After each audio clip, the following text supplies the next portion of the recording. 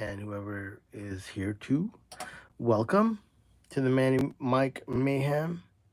So earlier today, I had to stop this before I finished it, and in doing so, I have another mic that I plan to work on today and do a ribbon, a very rare Beyer 260. But first off, let me finish this mic for a good bud of mine. And I'm just going to wrap this one up. I'm almost done with it. I was doing it earlier on another live feed. And, a little OCD. I've got to finish it to complete it so then I can move on to other pastures, which is another ribbon mic. A very cool BeyerDynamic from the 60s. I have two of them.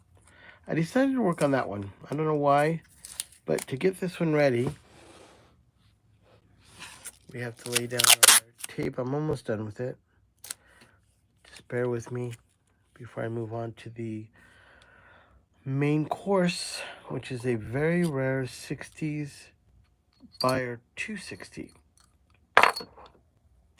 So I need to put the protective screens back on this one. It's just better I finish this one anyways. It's done, and there's no way to really store this safely, and I don't want the ribbons to get damaged. So I was working on this earlier, and I just kind of had to stop and run out the studio door. And once again, I don't know who's going to be watching this. It's kind of late. I'm on Pacific Standard Time, and I do have some friends that click in from Boise, Idaho. Uh-oh, look who's in the house. Mary and her hubby. Hello. We're finishing up this. Speaking of MXLs, this one will be going out with yours. I just had a few to get done. I just got to make a trip to the post office all at one time, and this is one of them. Oh, Sam, there you are.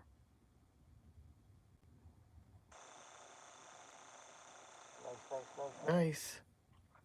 Okay, so Sam, hello, how are you? We're gonna get this going now. This is an MXL R144, the ones I'm always raving about. It's 99 bucks. I've already changed the ribbon in it, and these are those ones where people contact me and they say hello to me first, and then once they're in contact with me, I give them my P.O. box. They buy this mic for $99. Hopefully they get a pair. I like a pair better because I get a better chance to match them sonically.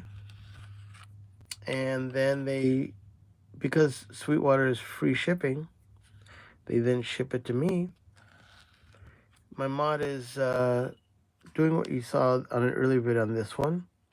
And then what I'll do is for $250, I'll cover the shipping back to you, insuring the mic for its $100, and then insuring it for $250 of my fee to make sure that nothing happens to it on its way back to you.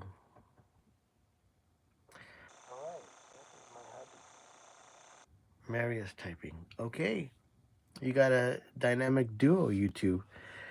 So this is one that I'm finishing up right now, and you're going to just watch me wrap it up, because like I said, there's no way to really, I don't want to put it back in the microphone and just kind of store it and work on another mic. I definitely have to methodically finish everything.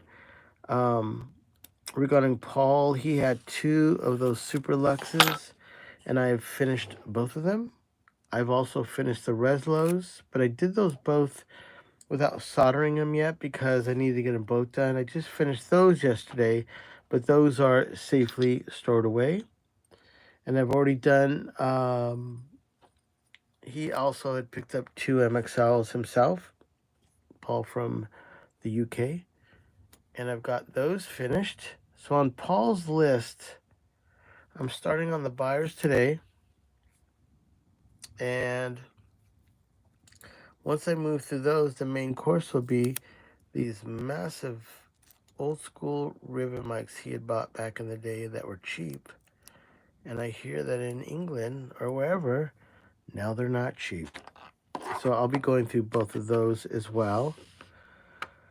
Like I said, this screen that I'm putting on the top of this protects the ribbon from actually popping out of the microphone. It's made to keep the ribbon in, weirdly as that sounds. Because if the sound pressure hits it and it goes out the back, it hits the screen. If the sound pressure goes the other direction, it just hits the screen. I've never seen these get damaged from the ribbons. I think the tension I put in these mics would lend them not to do that, because they're a little bit more they have good low end and they're not totally tight, but sorry, I'm getting this thing locked in here.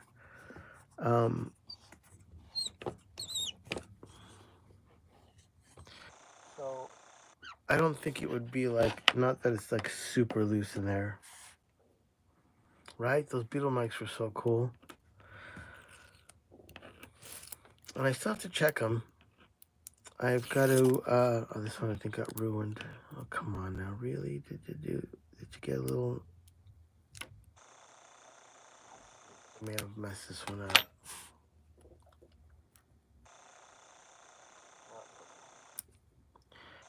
Yeah, the Beetle mics were insane. It's super hard to work on, but rewarding when they're done. I still have to solder them up and make sure that they're fine. But to the most part, I do like the ribbon work.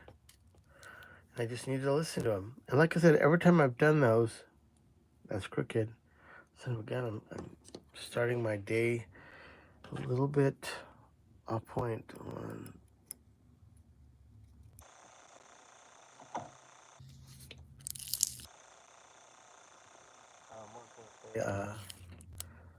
Yeah, every time I do resos, they're just not known. I mean, for producers, they're not always known to sound good unless you have someone re-ribbon them. I know those cats in England, I always forget their name. I want to say Xanadu, but whatever they're called, they make mics that look like stormtroopers. It's something out of Star Wars. Anyways, those guys are really good. And they're constantly rebuilding Reslos.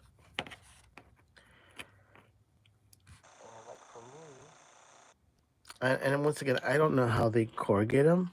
The corrugation that I use, I'm going to say, is pretty unique. I don't think they're going to sound like other people's. I think they're a little bit more durable. And I think they sound sonically, because of the corrugating cogs that I use, I think they just have a good sound. Frank Masters, what's up? Let's see here. Hello, nothing, no one empty. I'm actually re-ribboning a ribbon mic. This is from an earlier live feed that I did, and I didn't get to finish up, and my OCD says I'm starting on another mic in a second, but I've got to finish this one up. Because a ribbon is exposed, I don't want anything bad to happen to it, and it's a little bit of a bitch to replace. So this mic is technically done. I just need to do a few little schnizzles, my nizzles to it. I got a little worried when no one sent a message, because usually the first messages I get of the day are someone asking me a really crazy question, and I'm just like, what? Wow, you always appreciate it. Yep, thank you, man. So this is just a normal Joe ribbon mic of the world. They're considered, I don't want to say they're considered to be throwaways, but they're not expected to be roaming around the greatest studios in the world. They're just made to fulfill a need to the masses of people that want to get a recording mic that's affordable. It's ribbon technology, which makes it sound really good for computers. And without doing too much, the sounds are pretty fat, generally speaking. Even with the original ribbons in it, If you put this up on a drum set and you're like, oh, what do mics sound like? You'll be like, oh fuck, this is great. Well, that's why I picked this mic to work on, because like everyone else, I was shocked on how good it sounds. I've gone to when I was in New York City at AES, I literally walked up to all the people that worked there and I said, at MXL, I said, I think you have one of the greatest mics. And I broke into a dialogue with them. A few months later, I got on a Zoom call with a bunch of people that worked at the company, not the owner. And I just expressed that, you guys are not that far away from really having one of the most affordable ribbon mics if you could just do a few things to it. And at the end of our conversation, I got an email back that said that the owner, was appreciative and very nice about it, but there was no need. I mean, whatever money they're making on these, it's just so weird. Like, I tell people to buy these for 99 bucks, and then they pay me 250 bucks to make this mic sound like a $1,200 mic. And I go to the main company, and when they sell it to Sweetwater, they're probably selling them to Sweetwater for like 30 bucks. So they have a microphone that they're making 30 bucks a mic. I'm making $250, and of course that includes the shipping. But still, like, with a little bit of work, this mic is incredible. Yes, I'm completely self-taught. It actually happened during the pandemic. I started working on Beyer ribbons, and I didn't even have a Beyer. I just know they had the strangest ribbons in the world. So the mic I'm working on tonight is one of the first mics that I decided I wanted to make ribbons for. And they're really small ribbons. So during the pandemic, I saw a video. If you want to look this up, this is a good one. My friend Ulf, ULF, has a YouTube channel called Hobo Rec, like a hobo that rides a train, and then rec like recording, REC. He had a video that he made, I think maybe 2019 or 18, maybe even earlier. It was called How to Make a Ribbon Mic. I don't know Ulf. I didn't know anything. What's up, Paul? We're almost getting to your mic. We're going to be, Paul is the cat that brought over from UK a whole treasure chest of mics. So I'm getting to them after this mic. But anyways, what was I saying? I just lost my train of thought. Oh, so Hobarek,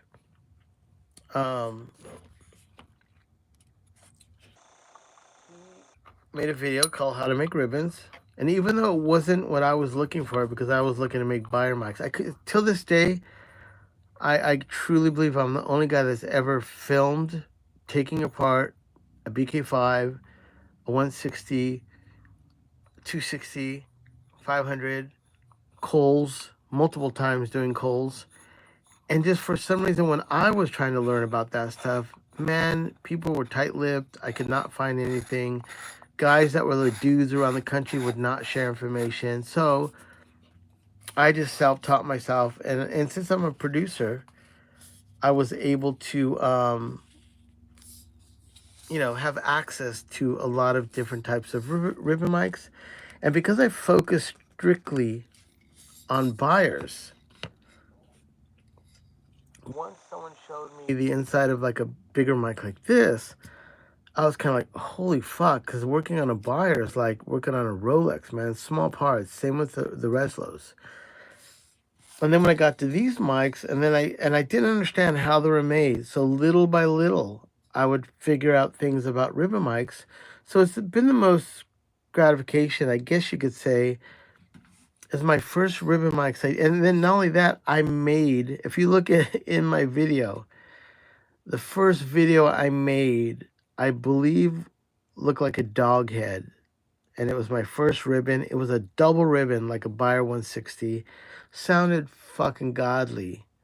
So I was just like, oh my God, my first time of making ribbons, my first time of designing a ribbon mic, completely built from scratch, every part. It was like, I think I counted like 160 pieces that made this ribbon.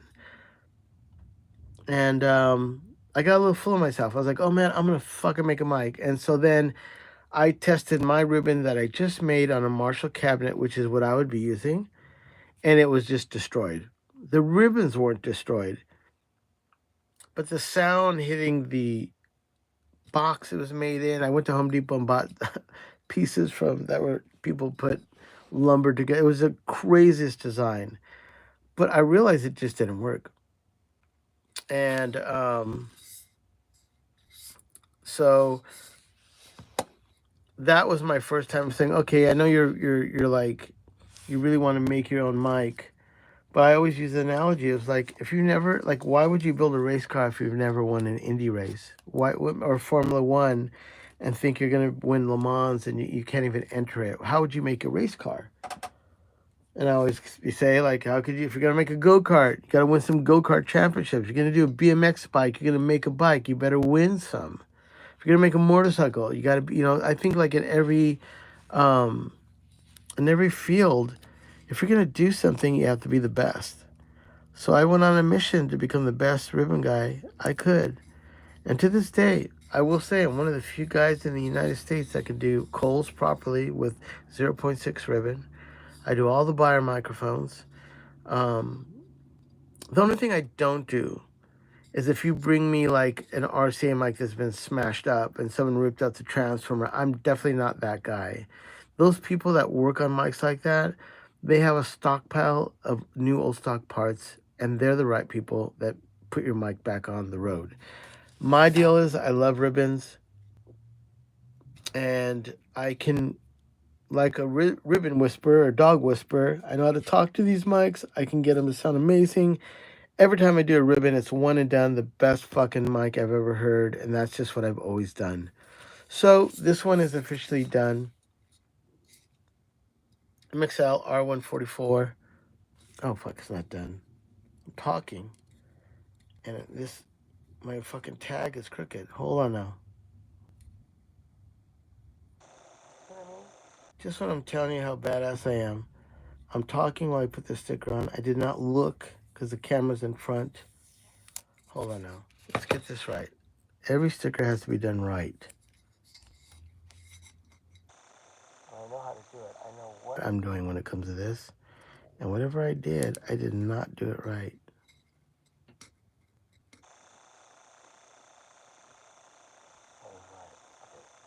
Feel better.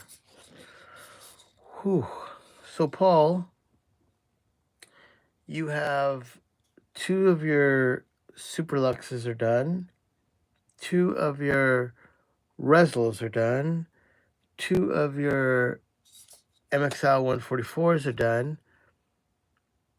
And what's on the to-do list are the 2 Beyer 160s and the large RCA type made in England ribbon mics. So this is going to a cat named Sean.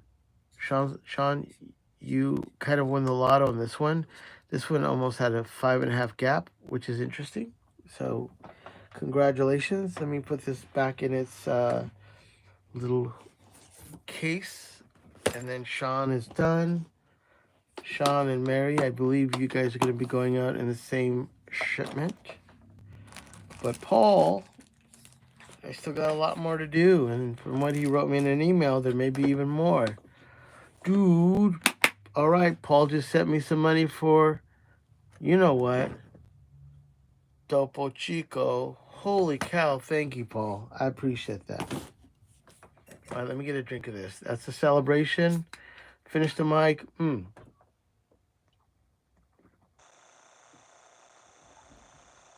Holy cows. Paul, you hit me twice. Another $2. That's what I'm talking about. That's more than a coffee. Thank you, Paul. I appreciate that. Let me know, too, on that. I'm not going to say what it is, but if that comes in, we'll be filming that as well. Let me know if that deal goes through. Whatever you're working on. Give me a second. I got to put Sean's mic back into the Sean box. I know you can't see it, but my studio is now fully stacked with a lot of mics that are finished, thank God. There's a friend of mine who I recorded his band. And I got an email for him. I don't know if you saw those 3 R40s that I did. And I was just like, God, it can't be the same guy, because it was another city in Texas, not where I had worked with him. And thank you, Paul. Paul just hit me twice with $6. That's a lot. I'm telling you, it's appreciative. If you do want to send me thanks for buy me a cup of coffee, you could definitely. There's an icon that says thank you, I think, around the description. And yeah, man, it really does help me out. Keeps me alive, keeps me fed, keeps my Topo Chico going on, and I come in motivated in here to work. But the truth is, if you guys want to really help me out, those R144s are super cool for me to work on. I love doing those. And there's a cat I just did. I sent him in the mail a few days ago, and he got it already, and he was just over the moon on how it sounded. So I love that. I mean, it isn't the fact of, just selling it to whatever. Hold on a second.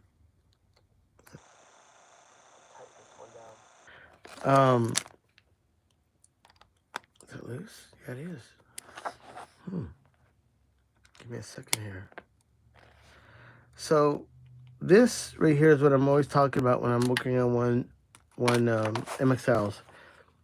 And the reason I'm even bringing this up is, one, it's going to be sold, but it's a Cascade fathead.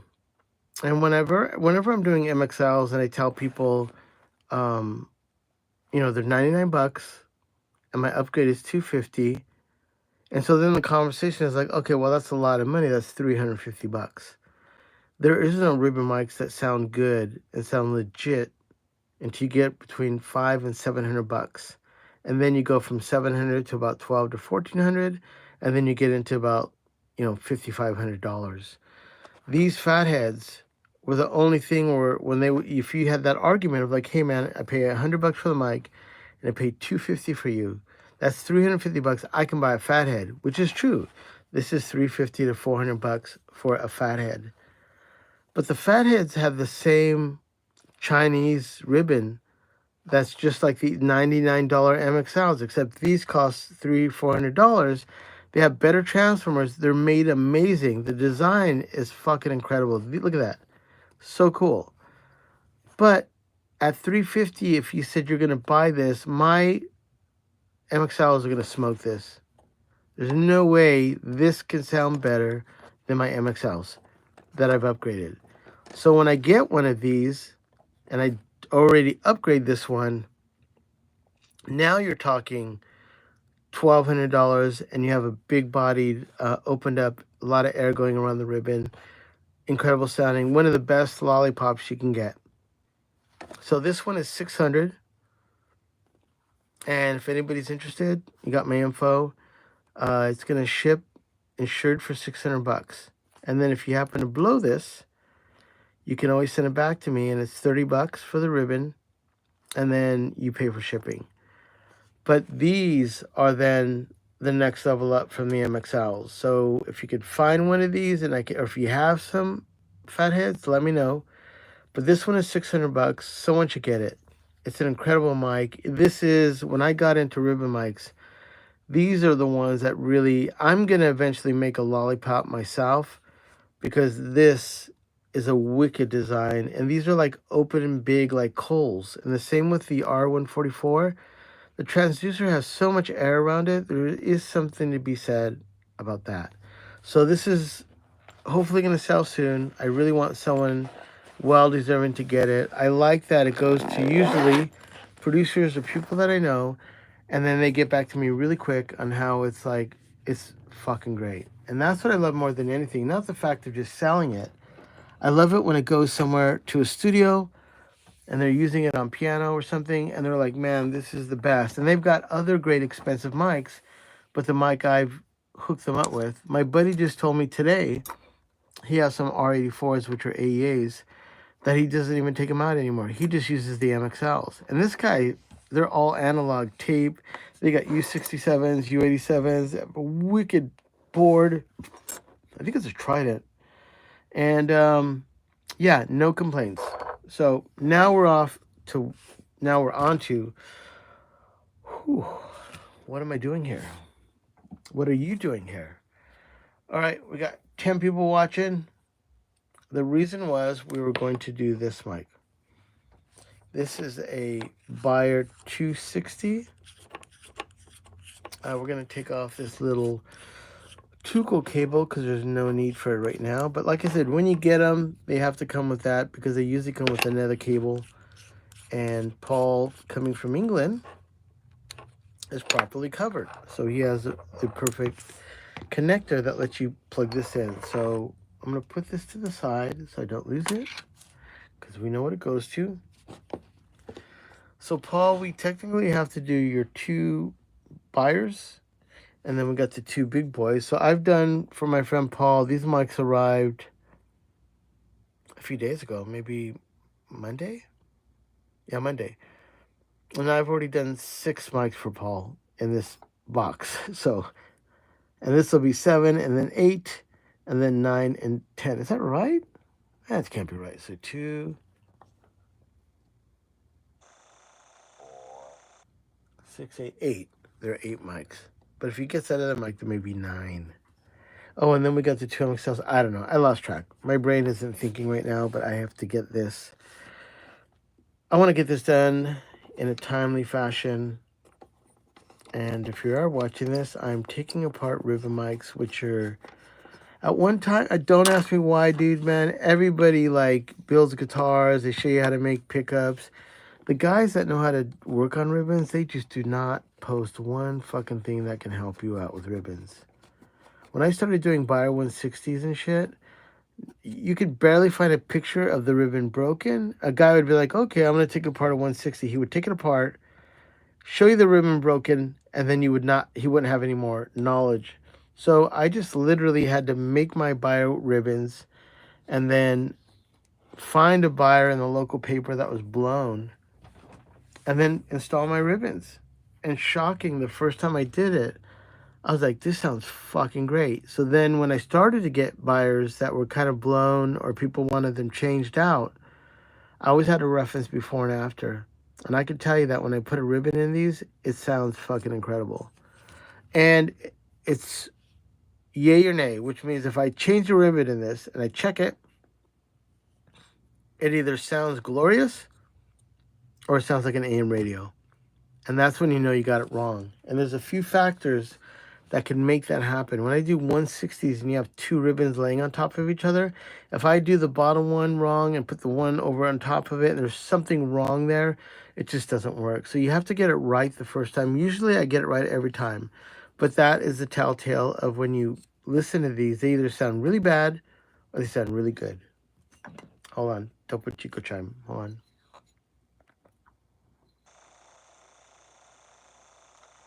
Holy smokes. Here we go.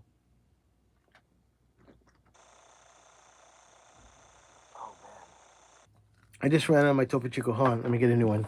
Because I know once I start, we're fucked.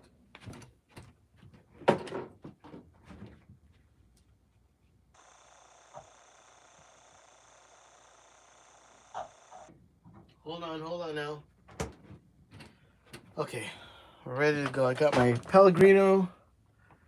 Just short of putting an IV in me and wearing astronaut diapers so I can crap and shit my pants while I'm working on this. I can't leave this chair until this mic is done. So, we're fucked. And if you're going to watch this all night, I'm just going to apologize right now. I'm sure somewhere on YouTube there's like how to make tamales or those guys in Afghanistan that are like repairing tires and how do you rebuild like a would it be like a motor, you know, like a motor in a car, but like a generator. I don't know why I watched those and I'm like, what am I watching this? Okay, we need to get first the cap off, and I've already put this in there, but we're gonna unscrew it off of this. So let me see here. I want to make sure I answer your questions because I won't be able to see them once I save this. So let me just kind of go back a little bit. Sam, hello. Mary, hello. Frank, hello. Nothing, no one empty. Thank you for your questions. Paul's in here. All right, we're moving it down. Nothing empty again. Oh, sorry, I missed that one. Have you ever worked? You know what?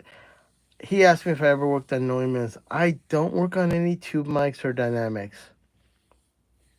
I spent about 4 years just doing ribbons.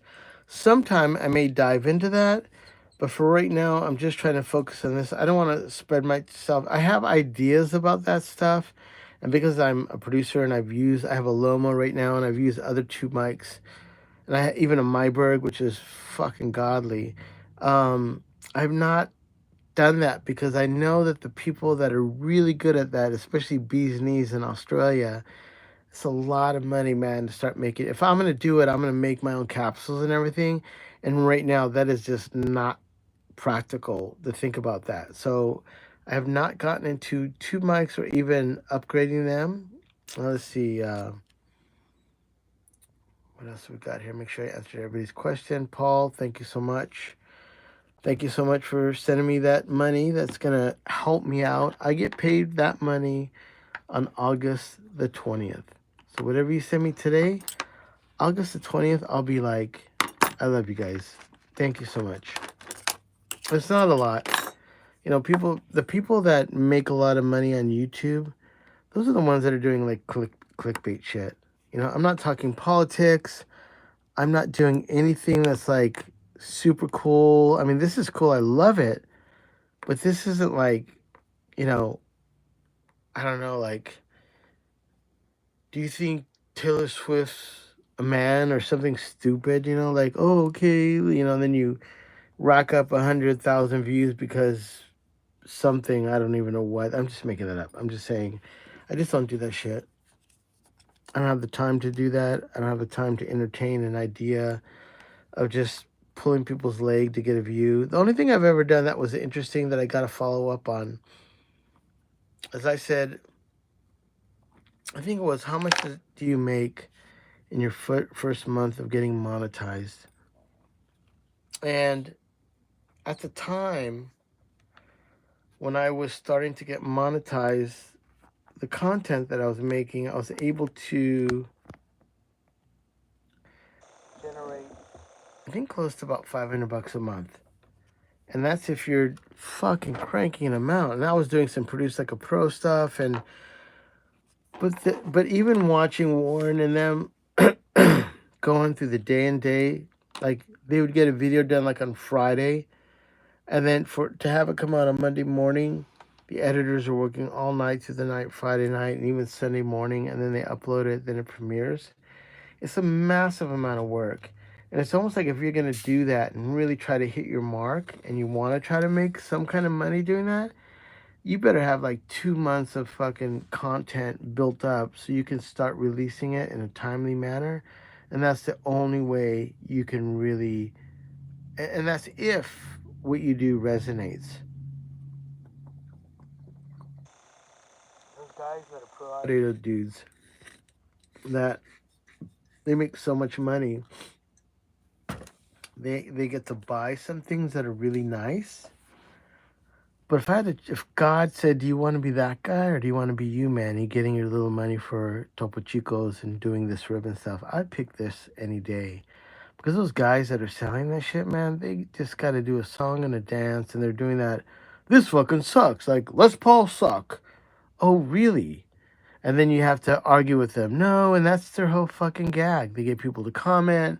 It's this thing, and people watch it. That guy's a dick because he says Les Paul sucks, and they share it. Like, who fucking cares? Man, it's like opinions. Everybody has one.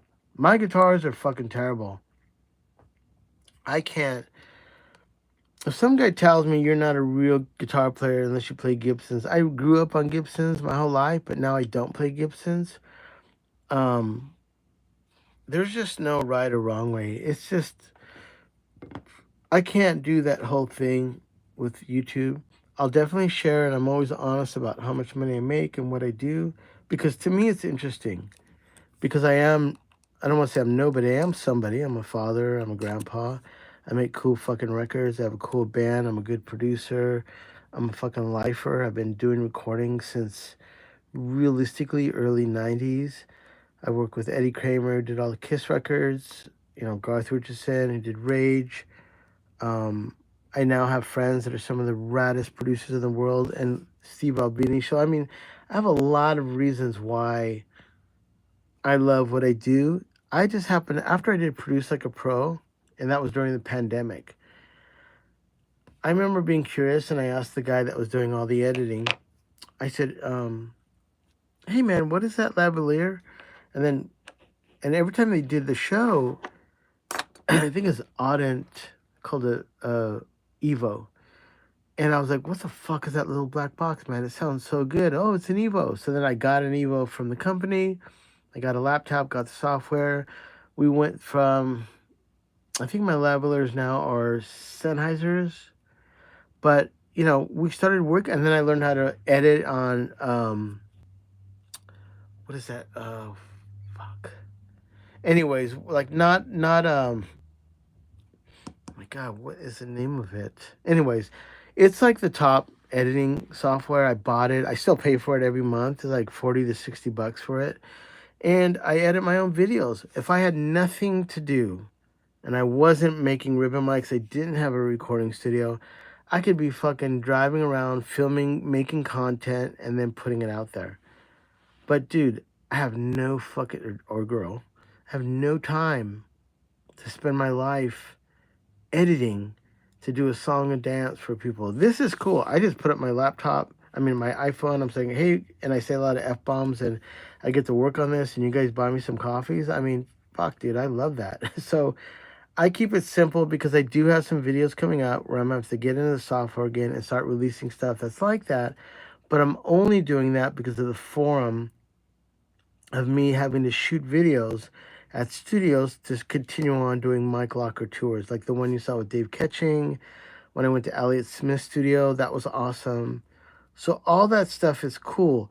But for me to knock out content every day, to somehow think that I'm going to be a YouTube star or something like that, it's just fucking pointless. One, I'm not handsome. I'm not like offering any good look guy. There's a lot of guys. There's a guy on my Instagram. He's like a good looking kid that does everything. He's fucking, the talent that this guy has is unfucking real. And whoever he's lined up with doing his editing and his music, this is what he does. That's his gig. I didn't do that. I'm in a fucking band. My band sounds sick, super heavy. We make records. I definitely don't have time in my life, but I do have time to do this. And I've removed the screws. I took 3 screws off.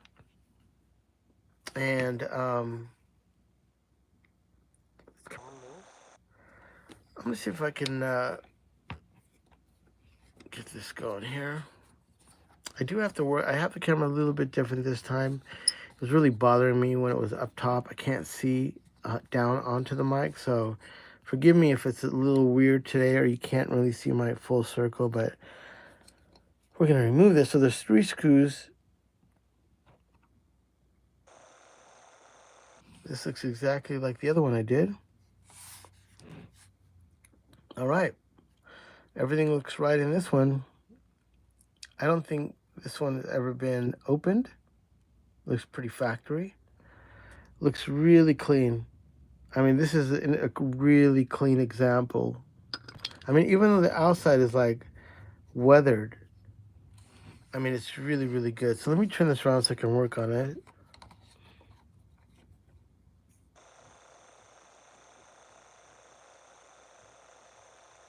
Oh, thank you all. I know you guys have been very supportive, and I do appreciate Sam and Mary. They got a pair of mics for me, and I finished them. So they're going to be going out hopefully tomorrow with Sean's.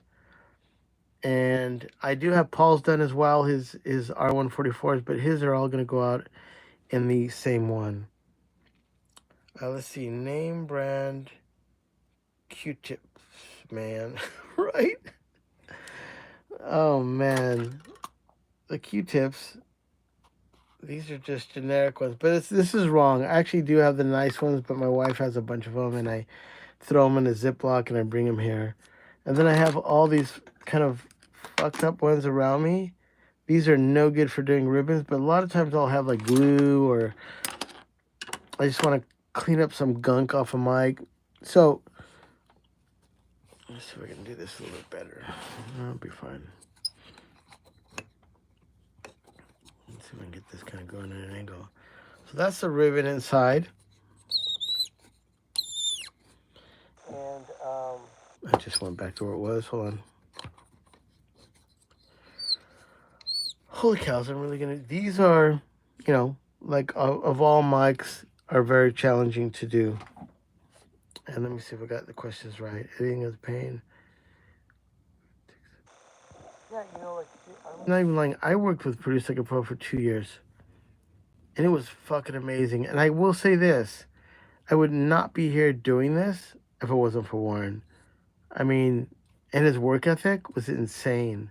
Like, I think I've answered every question on my normal YouTube. Like, it doesn't matter if only 100 people saw the video and I get 7 questions. I've answered almost every question that's ever been asked for me on YouTube, because that's what Warren did. Warren would stay up all night answering questions. And I just was so impressed. I was like, fuck, And then I do these tours of studios, and I tell the band, do me a favor. When people ask about your studio, just go online and answer them. Man, I did so many Mike Locker tours, and no one of the studio and the people that I work with ever, never answer anyone's questions in YouTube.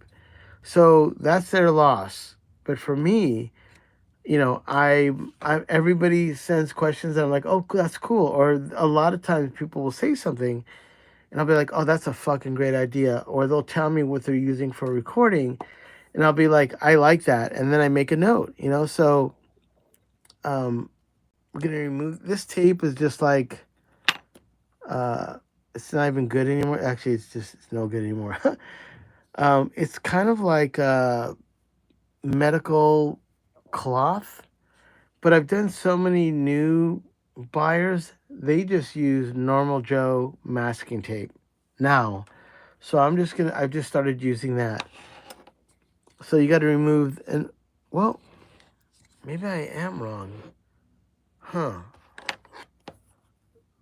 I didn't notice the black tape on the side. I've never seen the black tape on the side. This looks like electrical tape. Yeah, it's electrical tape. Weird. I've never seen that. Okay. But we're not going to use electrical tape. I don't think that's going to stick good unless you glue it. And then what's the point of that? I'll just use a better adhesive. Okay. Electrical tape.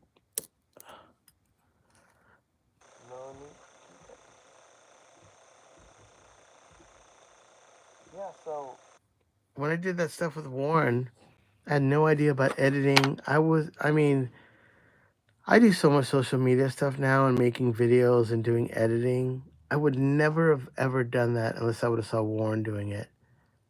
And and then obviously I don't work with Warren anymore, but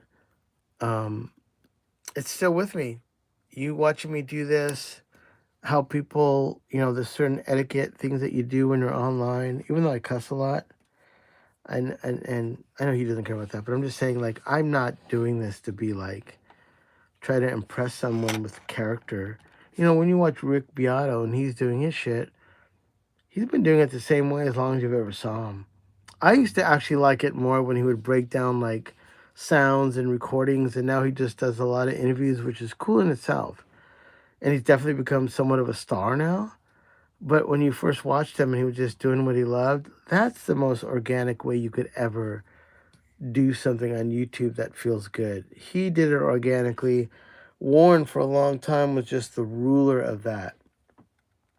And I think nowadays it's changed a little bit. I can't make content on his channel because I'm not doing a song and dance to sell stuff that much. I mean, I'll get mics that I love. I've done Mojave and I love Mojave. My Lawton mics are yeah, my Lawton mics are from the Warren era. There's a lot of Warren audio, you know, like all this stuff came in because I was working with Warren. But I can't do the other stuff. I'm not gonna say any mic companies, but there's definitely some mic companies I'm like, fuck no, man. I don't care if they pay me. I can't do it. I'm not gonna use it. Everything else you see me use, I love it. Okay, so we're gonna remove this. This is just like I call it a hat. And this is the part that's always nasty. You can see the little particles on there. That is, which is the sad part about these older mics, is that the glue dries up and I can see the particles all over the ribbon. So no matter what you do, it's like someone dropped dirt on your ribbon. It's terrible. And that is the worst thing about older bikes. So if you do have one, you should have it cleaned. I don't even know. Yeah, it's this mic is tired. And there's all kinds of dust and crap, and it's just, you know, good call on getting this one done. And that is the only thing that's wrong with old Beyers is it's like it's on my finger. It's like dust. It's like dust. It's terrible. So I need to clean it up before I do anything. And why the ribbon's in there? So I don't have to. I don't even care if the ribbon gets any dust on it. I've got to clean it. So you guys are gonna watch me do that. And if you don't want to watch me do that, it's late. I think it's time for you to go to bed. That's what I say. If you are old enough to have ice cream, go ahead and enjoy some ice cream right now if you want. That's what I would do.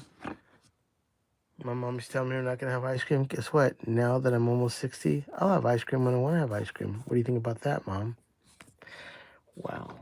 That's another story about my mom. I have the craziest mom in the world. I got to clean. If I can, see that? That's coming off the inside of the mic right here. It's like, it's filthy. As they say in France, it's fucking filthy.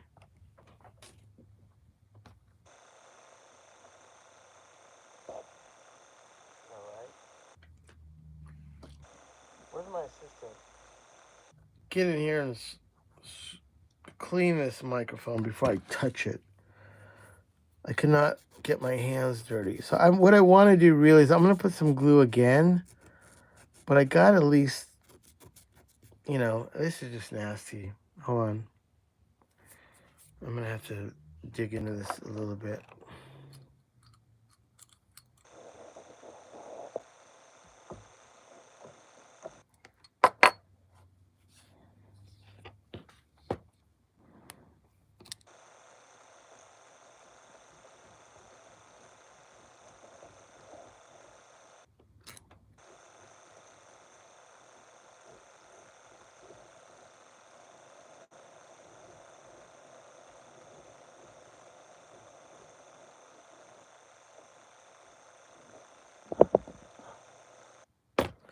All right, I just had to get some of it off of.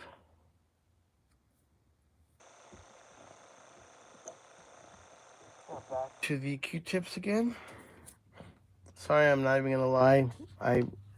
When this happens and it's that bad, sometimes it's not that bad. But that is a factor in getting us done in a decent time because I'm doing this for someone, so this isn't like a show and tell where I'm just like, oh, I'm just gonna put it together fast for you and impress you. No, this is going to Paul. Paul's watching it, and he's gonna want to know like what's going on with his mic and why is it filthy. And back in Britain, we don't believe in dirty mics. Who knows, right, Paul? I'm just kidding. I don't know what Paul thinks, except that he's happy that I'm working on a shoot, and I'm happy too. I mean, the guy has sent me the most wicked fucking collection of microphones I could show live, you know? Yeah, this is nasty.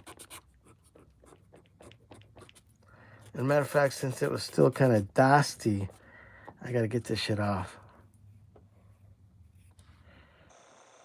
See, I'm running out of Q-tips, but that's why I have those ones that are all fucked up. Those are my get in there and get it going, motherfuckers.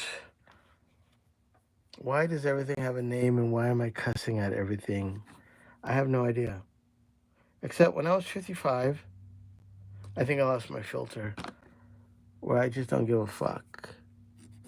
And maybe that's why I'm not on Produce Like a Pro. Possibly. They got no room for F-bombs all the time. And they got no room for telling people, hey, you go something. Yeah. You need like yes men or something. You know, those are the ones that just gotta put on that happy face and you gotta do all the things that the big companies want you to do, and I'm just not that into it, man. I love Audioscape. Christiana is a badass. I'll forever. Whatever Audioscape needs, I'm down. You don't have to twist my arm about them. Warm Audio too. People give Warm Audio some shit. I actually like their mics. So anybody that talks bad about them, they could suck it. They've been nothing but nice to me. And honestly, I like some of the stuff they have. And it's usually the snobs that do that, you know. If you don't like it, don't fucking look at it. You know? Every record you hear me do, I got some warm 67s on that. So if you don't like that, you don't have to listen to my record.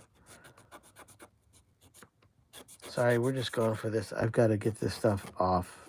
My worry is that eventually it's going to dry up anyways. And then it's going to then put dust all over the ribbon again. So let me, now I'm into my reserve of good Q-tips. But a little bit more I think will be good. I just don't want that build-up to eventually fuck up Paul, because this is going back to England. And I just want this to be the best it could be. That already looks a lot better. I'm not going to be able to get all of it off, but at least the brown, the residue is the biggest pieces of it are coming off. Still coming off. One more round.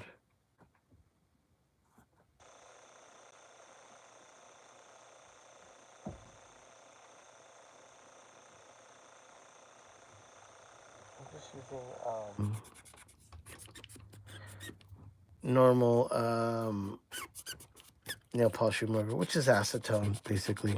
Removes paint, removes crazy glue, removes my fucking boards. So when I drop it, I'm like, fuck, like right there, like it's wasted. These boards are not, I mean, they're like, this one was like 25 bucks or 30 bucks. This one's becoming wasted already, and you gotta have a good board. I love these boards. All right, one more cleaning, and then we'll move on to the ribbon. I just gotta get it where I feel good about the mic, and right now I'm almost feeling good about the mic.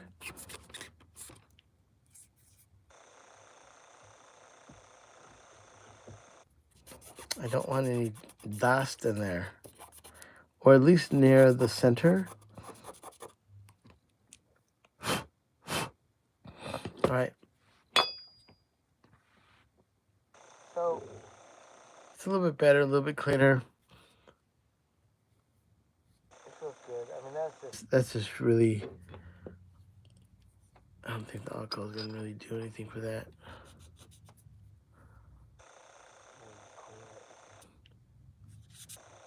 All right. That is good. Lost my reservoir stash of so a Beyer microphone, a 160, would have this transducer as long as it is. There's 2 screws there. A 160 would have a plate that would extend all the way to the end, and there would be one more screw there, one more screw there, one more screw there, one more screw there. There'd be one more brass plate. Excuse me. And you would have one ribbon you lay down, put in the outside bolts. Then you would lay down the second ribbon, which is exactly like this one. So I'm feeling like this is a 160 transducer, but they would be drilling 2 additional holes, and you'd have 2 plates. And so this could be a 160 if you drilled some holes and did some stuff to it. So, but you could type, hold it now.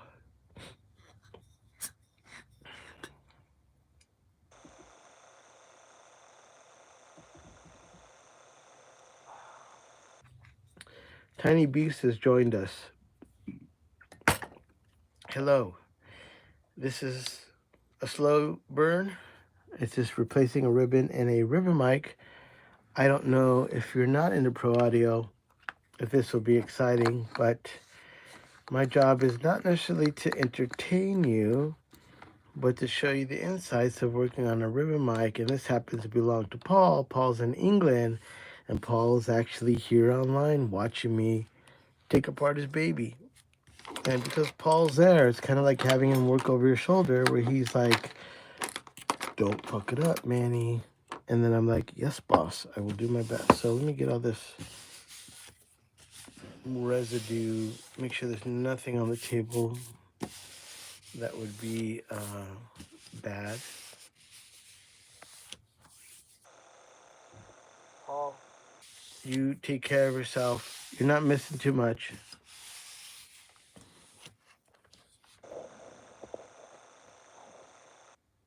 Paul's over it. He's like, I give Manny all these mics. He's dropping too many F-bombs. He's like, I can't watch it. I know, me too. I started this. I really, I came in here really pumped. And then now that I'm in here, I'm like, oh, fuck. Couldn't you have just told everyone that you had done it in the privacy of your own studio and they didn't hear your F-bombs? But I think this is kind of exciting. So I'm removing these two little brackets, and we'll talk about the ribbon because that is a bit controversial among ribbon mic purists.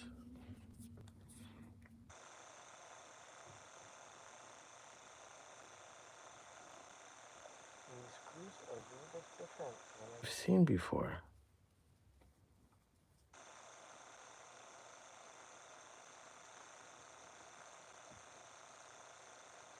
I know, get quiet.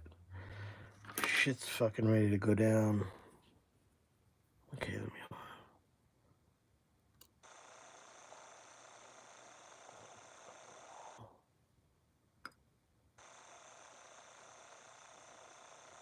That's what I mean. These parts are like totally small. That's one clamp that holds down a ribbon. And these are the two little screws that hold down that. I mean, that is small. And the detail, like these are really high quality screws. They're not fucking around. Brass, I'm assuming. And then these little brackets. There's a lot going on them. These are filed down right here. That is filed down to let the ribbon move around in there. Like they thought that shit out. And that is the first bracket. See, I was gonna put that down and move my hand away, and then it stuck to my hand. That's what I mean. Like you gotta watch that. I mean, that's stuck in my hand, but I almost went back to the mic and started working, not realizing this had gotten stuck into my hand. Okay, let's get it out of my finger. Okay, there you go. Thank you. Holy cows. Thank you for the kind words. And we have all 11 of you sticking around. No, we have 28 people. So these live streams that I do, like when I release a video on like getting killer drum sounds, on average, maybe eventually up to like 1,200, 1,500, maybe 3,000, 4,000 eventually. And the videos that are like at 15 to 20 grand that I've done, even up to 100 grand, a lot of them were videos I did with Warren. And then my own videos, I'll say like somewhere between 14 and 7,000 views are what people watch my stuff. And that's not really like, oh, I wish I had a million. I don't think there's a fucking million people that give a fuck about ribbons. I'm going to say of the world of musicians, half of 1% even would care about ribbon mics. So I'm not doing something that's like a tube mic or, you know, how did Eddie Van Halen do that or something? You know, I'm just really doing things that I love, and it only resonates with the small group. So when, like, let's say a company has me do something, like a microphone I really love, I just tell them, I go, look, I don't have a lot of followers, but I can get up to about 15 grand, 15K in views. But the people that watch my videos are usually people that are really excited about music and production and learning. And yeah, some of them are badasses and some of them just getting started. So I love that crew as opposed to having, like, even on this one, even having some people, you know, that aren't obviously musicians. They write in and they say, like 2 nights ago, this guy's all, "You're gay." That's all. I was like, I just started, and it's just like, "You're gay." I was like, oh my God. You know, like, I don't know what that is. Who cares? You know, or the, how long have you known that you've been gay or something stupid? Like, just wanting you to, like, get in a fight with them, you know? It's so dumb. And then I block them. So it's not even worth getting in a fight with. Okay, so this is what a Beyer ribbon mic looks like. Very different than all the other ribbons of the world. Let me get it out of there so we can see it up close. I don't know if I'll be able to release that. Let me see.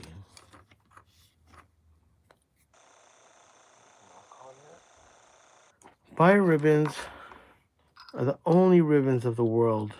I don't think there's any other ones like these that move up and down like a piston, which means they're moving like this. All ribbons of the world move like this, and these are the only ones that move up and down. So when I got into ribbon mics and I decided to make my own ribbons, no one told me. I didn't even understand the principle of, you know, most modern ribbons. I just started on Beyers. So I made my own ribbons. I made my own piston ribbons. And they work exactly like Beyers. And I was really proud of that. And then I realized all across the world, besides Beyer official repairmen, no one puts piston ribbons in their mics because no one makes piston ribbons unless you get them from Beyer. So I was like, oh, this is cool. I'm making my own ribbons that can go in Beyers. After I did maybe a half a dozen putting my own ribbons in them, I just stopped. Because everybody that repairs ribbons across the world, everywhere, minus official Beyer peeps, they put traditional corrugated ribbons in all these. Now, I was kind of a purist, and I was like, fuck that, I'm going to put the real ones. It takes me maybe 6 hours to cut, corrugate, and the reason it takes so long, if I can get this out, I'll show you. It's not the fact that, you know, whoever works on these, you know, they can really get them going, is that there is a design within this ribbon that is really beautiful, and also it's really difficult to recreate.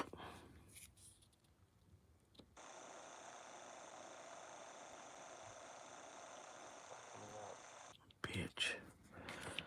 All right. When all else fails, this up. But I was just see if maybe I can get it out of there because I saw one side just kind of up.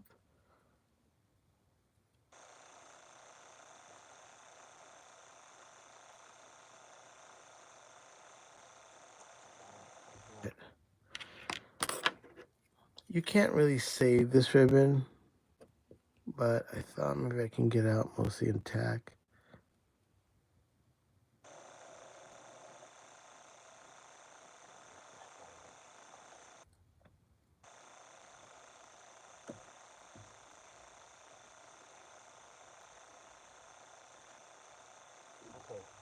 That is a perfect example of whenever I used to look at buyers when they would show me, because I'm the only guy, I guarantee you, in the world that's ever on live done Coles, done these, because everybody else, minus Coles out of Nashville, that guy's not a gatekeeper. Everyone else is like just so secretive. But I guarantee you, no one in the world besides Beyer can make a ribbon mic that's what would be the word? Tension. Where that ribbon mic, if it breaks, that pops out like it's spring loaded. So you had to make this spring loaded. And the way I know I did it, when I used to make my Beyer ribbons, and I would put them in, when I would lock in the one side, it would pop up just like that. And then I would have to push it down to put in the other bracket. So I know for a fact I nailed it. And that's something that people don't talk about because it doesn't matter anymore. But what I learned about working on this mic was I learned how to kind of play with the aluminum until it did what you wanted it to do. And I wouldn't have understood that unless I started with the 160s. So that's why now when I work on standard ribbons, for whatever reason, I get it. I understand when it moves left, right, tension, how tight is it, because I started on these mics. And these ones I'm so grateful that I did. And so I make a ribbon, and look how crazy this is. Well, I'll show you right now. Tells you how good these ribbons are. Come on. Look at that. Straight up. You know what ribbons are flopping around? That is straight the fuck up. How good is that ribbon? This is worthy to be in the graveyard, so I'm just going to put this over here. So when it came to my ribbons now that I can make those, I make them spring-loaded. When I started doing it in the microphones, no one gave a fuck. It's important to me that I learned how to do it, and I was going to pride myself on the only guy that makes piston-style ribbons and put them back in here. It's too much work, and the rest of the United States uses normal corrugation. Initially, I didn't like it. I was like, fuck that, I'm going to use the real one. But let me see. So I have a Beyer 160 with original ribbon. I test it. Pretty good. Sounds like a Beyer. I put my ribbon in it.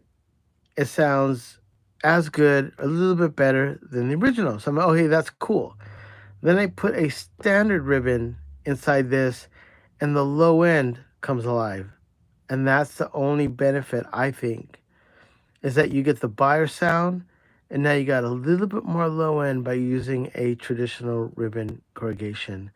And I think that's what saves the day. And that's why I now just put in normal corrugation, because it actually gives these mics a low end and a beauty that originally they don't have. They're a little bit mid-range, they're a little bit tough sounding, and having a normal corrugation in this makes this mic, I think, more usable.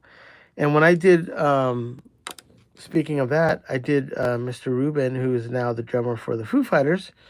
He brought me his 160s, and I did them. And once again, he loved them. And then Justin Medell Johnson brought me his 160. I put a normal corrugation. But what I didn't know is that when he took it back to his studio, he had a stock 160 already up on the mic stand on a cabinet. And he ran mine against the stock 160. And he wrote me back and said that the one I did sounded better. So I know that I'm doing something right, and it always works. So that's why I'm going to put a normal corrugated ribbon in this. As to the I can make a ribbon that would fit this and work. But in my hearts of hearts, I love the way they sound now with the corrugated ribbon. So you could say that's an upgrade, that's a modification. But everyone in the world now that does these ribbons, unless you have old stock, you knew the guy that was like the Beyer repair dude, or your grandpa worked at the factory and he got out a box of 160s. There's nowhere you can find these ribbons because there's only like one lady or two old ladies in England and Germany or Austria that can do that. Well, Manny is a Latino, and I can do that, and I get that piston action. So when I put my ribbon in, I have to load it in. It's like spring loaded. Both of them go in spring loaded. I understand the technology. I get it. But we're going to do this normal because I think it sounds better. So there it goes. That's the story. You guys got an insight that no one will ever fucking talk about. What makes those different?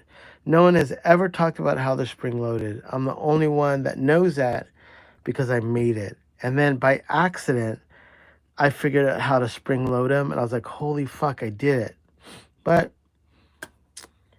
I can't spend 5 hours doing 2 ribbons on this. And then it's just pointless. And I'm sure I could figure out a way to mass produce that. I'm just right now in my life not interested in that. And I do think the ribbon will sound better with a stock ribbon. All right. One more drink of Topo Chico. Jesus, you guys got me on a rant. I'm at 70 fucking minutes. Oh my God.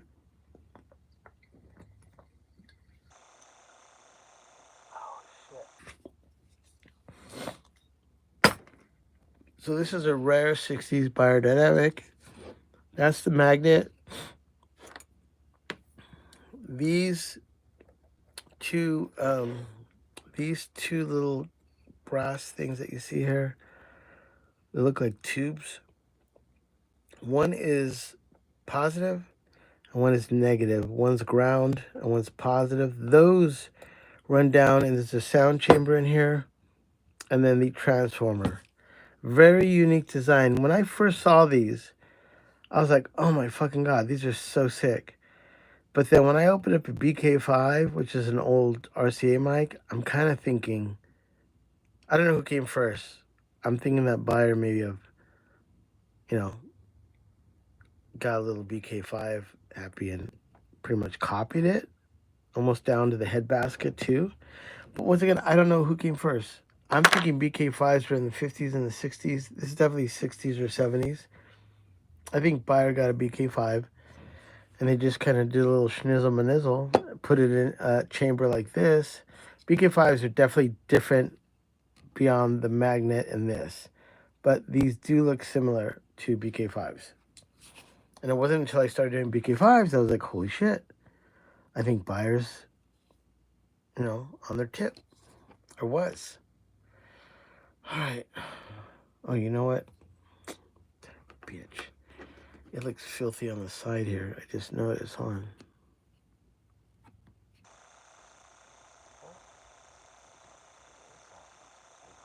Went down the side and it's dusty. All right, a little bit.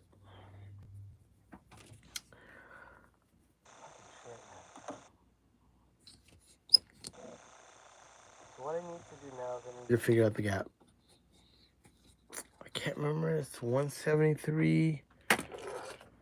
But we gotta figure it out.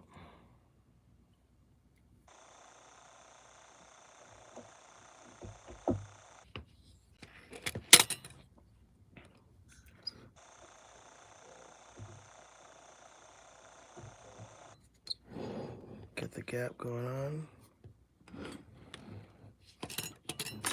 Spread out.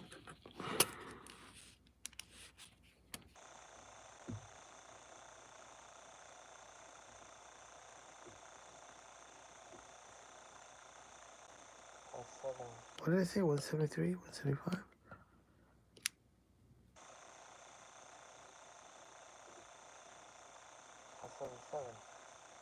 Close. 79. Holy smokes.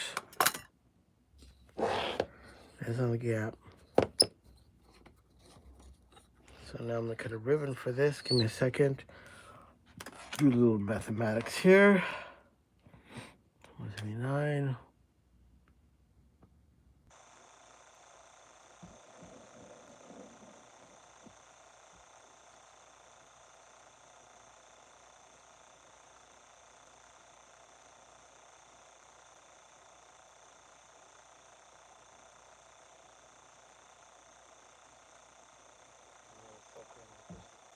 Setting my gauge here to cut a ribbon.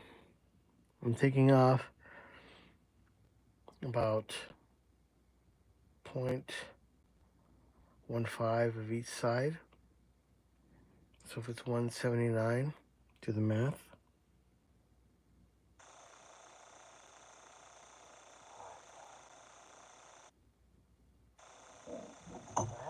That I was doing some 160, so I'll use this. Now, big tip on when you're cutting for mics that are small like this.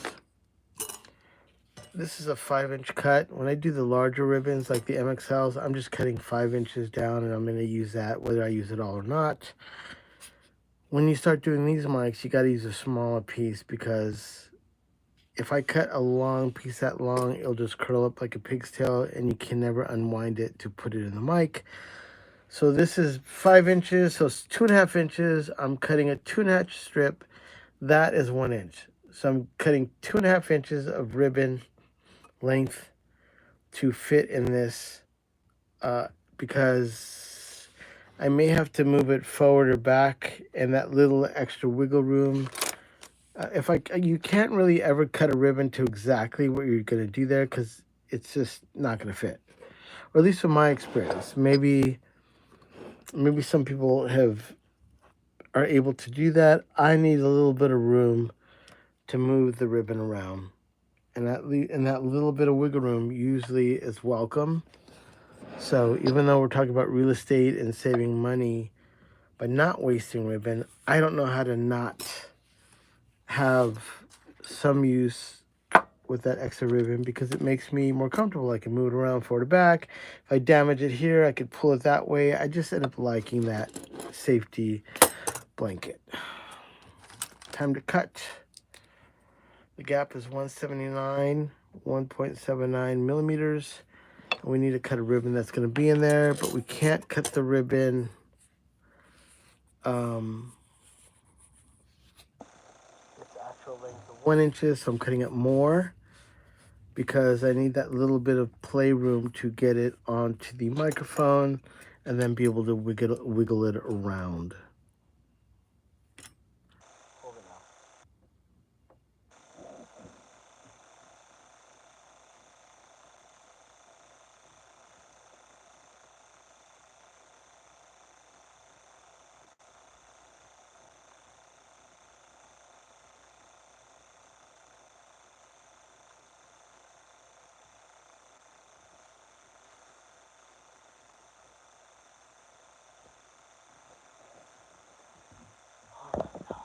Second, my phone is telling me that the battery is dying.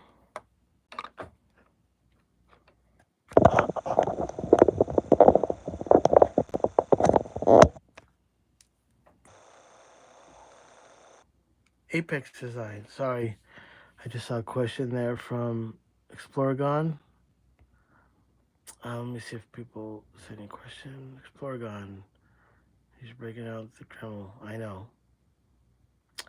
You know, my first the Apex mic. Speaking of that, if that's what we're talking about, I did a bunch of those Apex 210s, 230s, I think, or 205s. There were all these Apex. Some of them were bought by Tape Op and Shiny.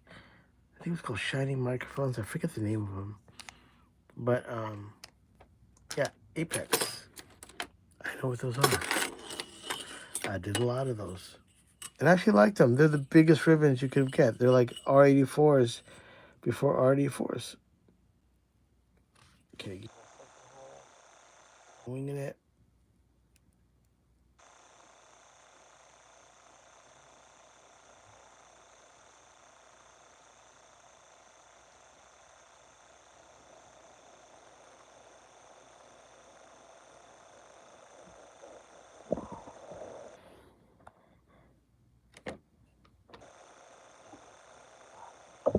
I just bumped my shit.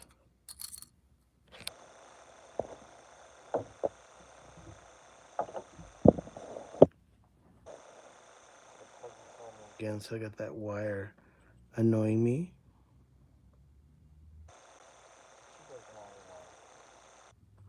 Only when someone writes in and says a stupid question. Not a stupid question like about what I'm doing, but just like something like, You know, you like muffins? Just baking. All right.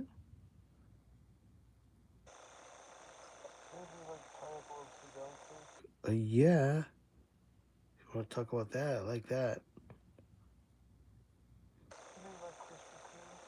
I like Krispy Kremes. Now you're talking. Let's get a conversation going.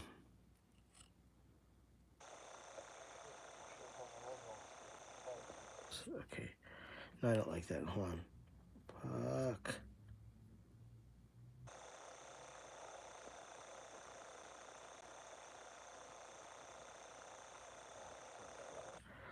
Hold on, Molly.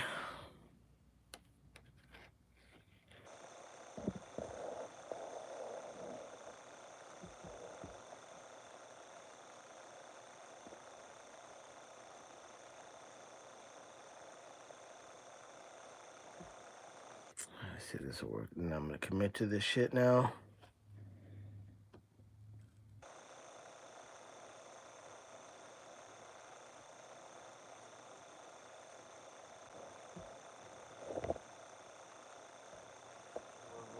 On me, it's okay. We'll figure it out. Something happened. What happened there? What is that?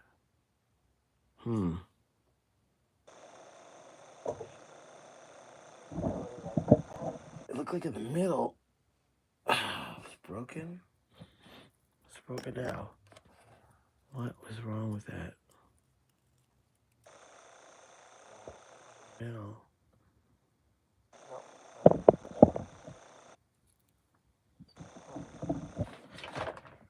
All right.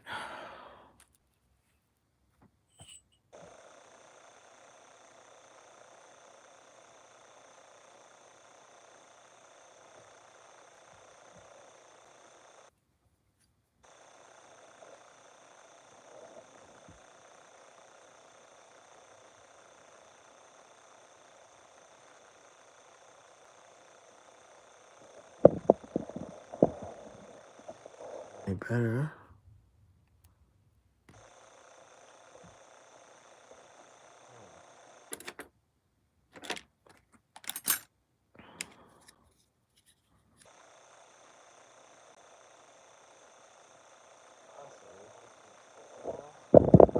Gonna pull it from the paper. And last time I did, right now you just saw me ruin one. It was just when you pull from the paper, it's just that's the next place that the ribbons can get ruined. Besides loading them in, undoing them from the paper is just a bitch, especially when they're this small and this one's winding up like a pig's tail. I need to get it right. Hold on a second. Oh, shit. I need to cut off one end of that. It's too long.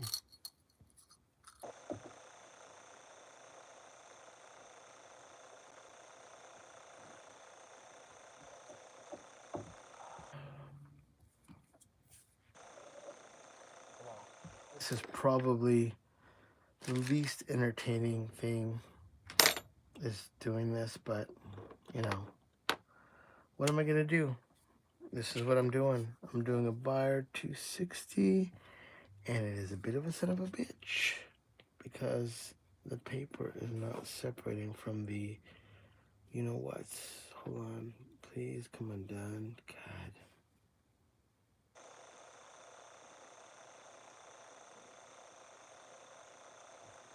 I'm sitting here trying to remove it, and it's like, nope, I'm not gonna come off the edge of that. But you're like, please come off the edge of that. Hold on.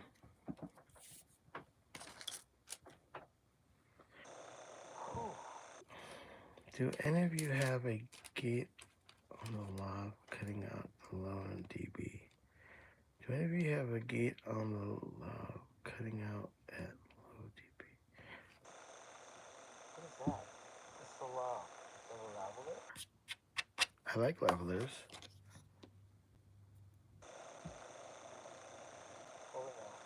Hold on.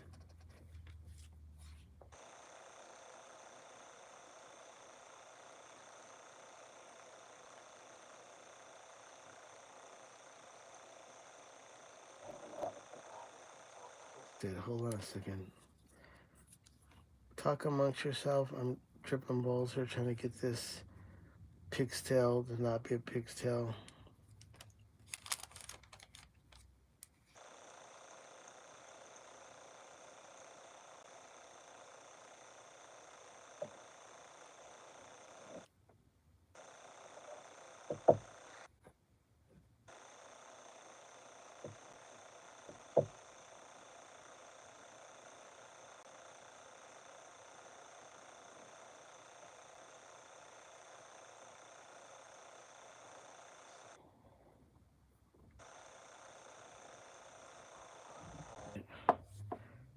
This ribbon is not cooperating with me. It's like wheel to be a pig's tail. God. Oh my God, man. Unwrapping it and getting it not to swivel around is a little bit of a bitch. Okay, I don't know if this my first attempt's gonna do this. I may have misjudged this cut, but if it is the case, I will do it again. You know I will. My corrugator, hold on.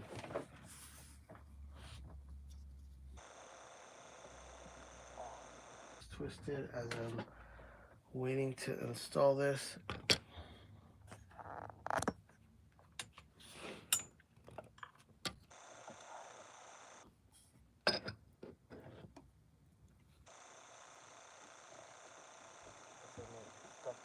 Tweezers up. Oh fuck! Come on, really? It's stuck to my tweezers, and I tell you that, and then it flies off my tweezers. It's like it has its own mind. Oh fuck! I dropped it. Whew. I caught it. This ribbon doesn't realize that its destiny is in my hands. Would ya? Could ya? Just for daddy one time, just fucking cooperate. Okay, is that right? That looks good. Drop it in.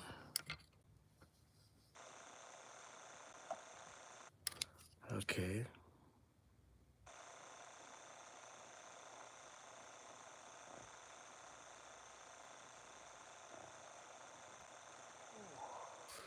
Now give me 1 second. I need to make sure this ribbon is even gonna pass the grade.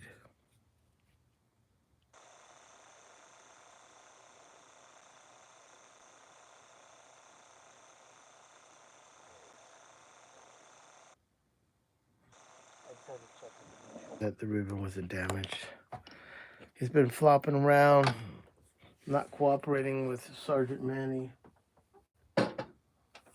And it's been in the face of defiance, almost revolting on becoming a ribbon in this mic, but I can say that I've tamed the beast of a ribbon, and I'm hoping now it will cooperate like a wild horse. I've tamed it, and we will see.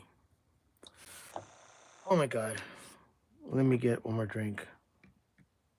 This is technically my fourth ribbon today, talking about them. It's one thing to do them and not talk to anybody.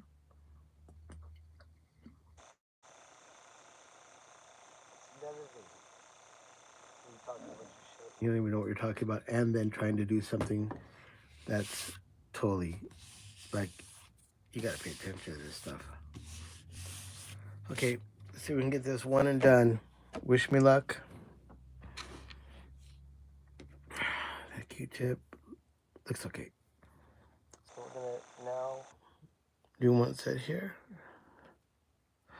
We don't want to get it on the magnet. I do want this to stay, so put a little extra.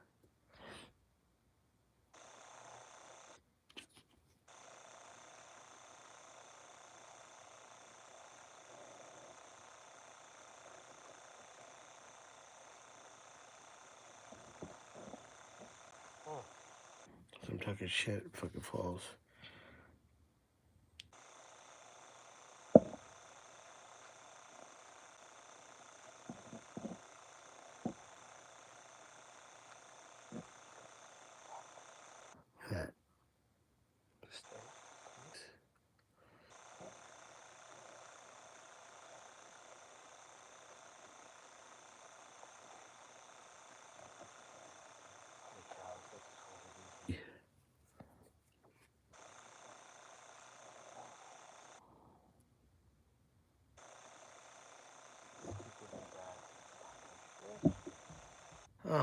I knew it.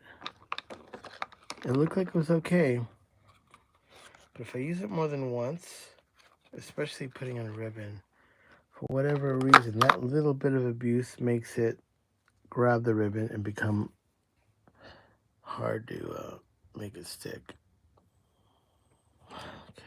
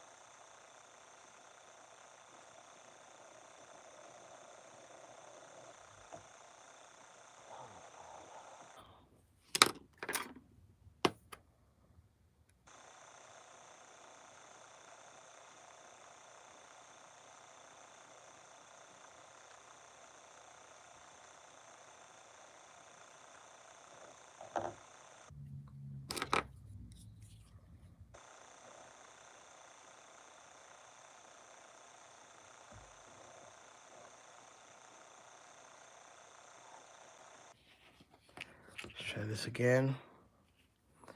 If this fails, I'm going to have to get another ribbon.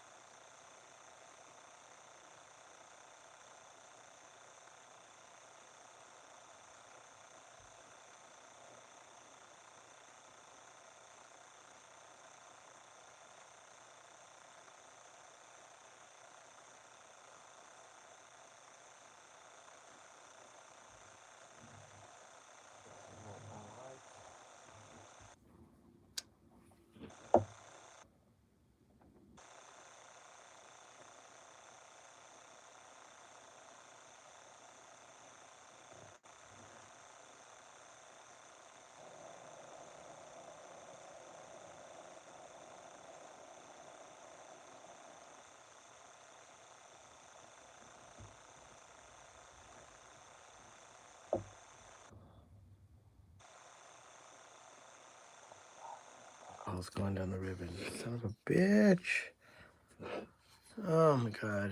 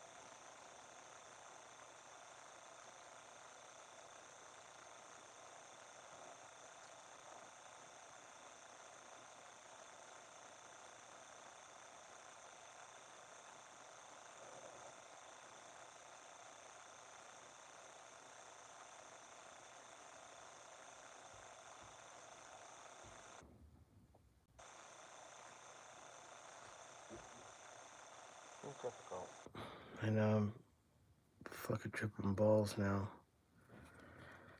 It's really hard to get it, you know. You want it to do a certain thing, and it's just like, no, guess what, motherfucker? We're gonna do it the way we want to do it, and we're not gonna stick to the fucking transducer. Jesus.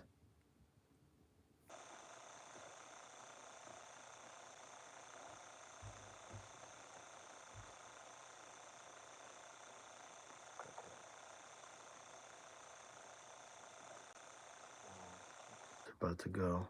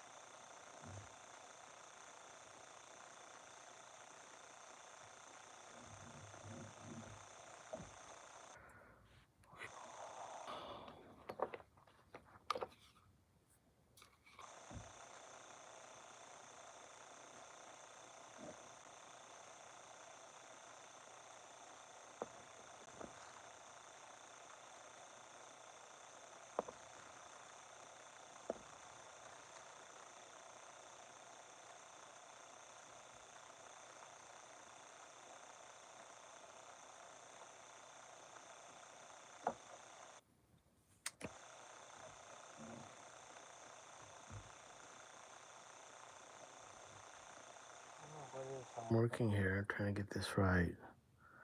Some guys saying moronic comments. It's like, I get it, but I'm kind of contradicting, motherfucker. Trying to make this fucking mic work.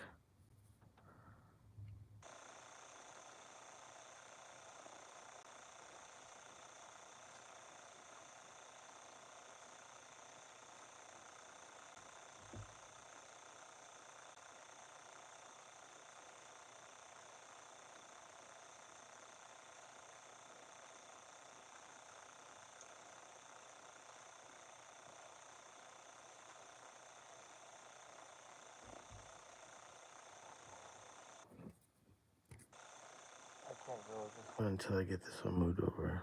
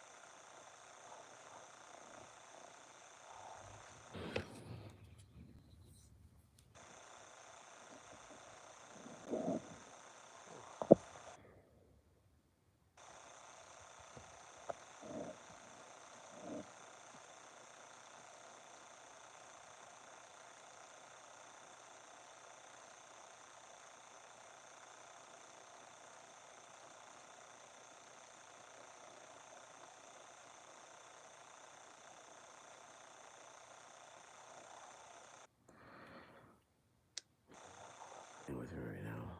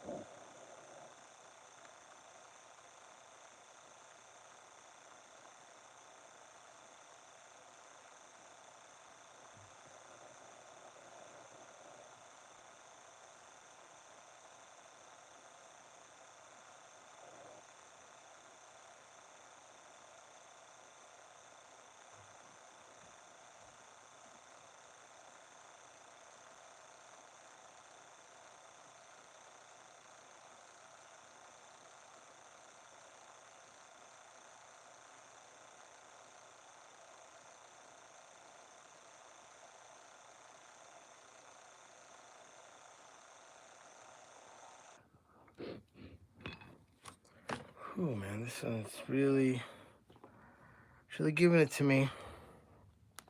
Let's do another Q-tip. Can stick in there.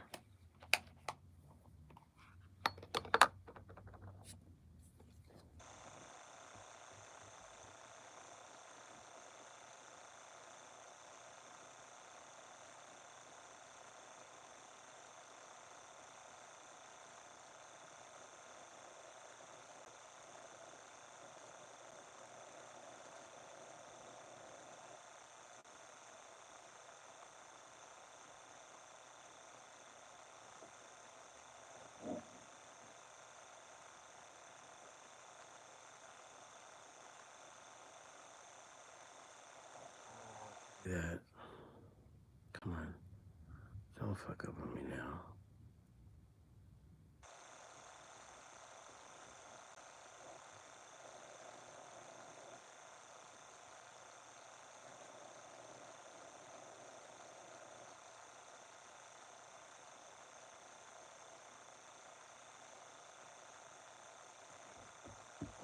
No matter what I do, I put it in fucking crooked. Jesus.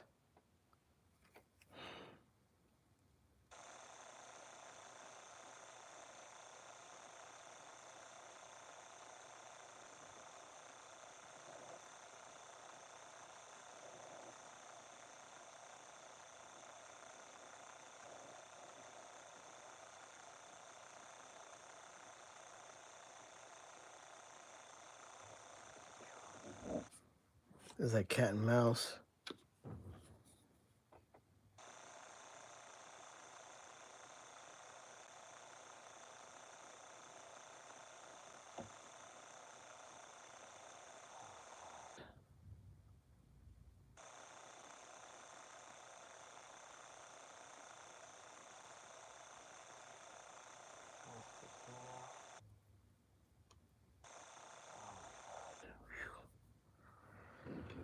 Holy moly. Son of a bitch.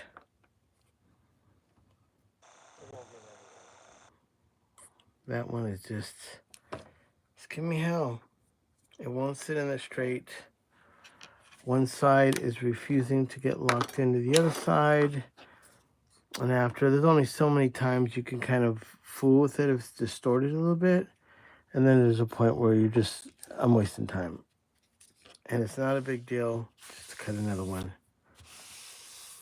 Sorry about that. That was not a one and done. That was trouble. And so, you know, that ribbon decided it was going to fuck with me. And guess what? You didn't get a chance to go in the ribbon graveyard. You went into the East Los Angeles trash. All right, let's cut this right. We got one more. I got one more in me. I'm not spent yet. Oh, let me get some Topo Chico. Thank you guys for sticking around. That was, holy fuck.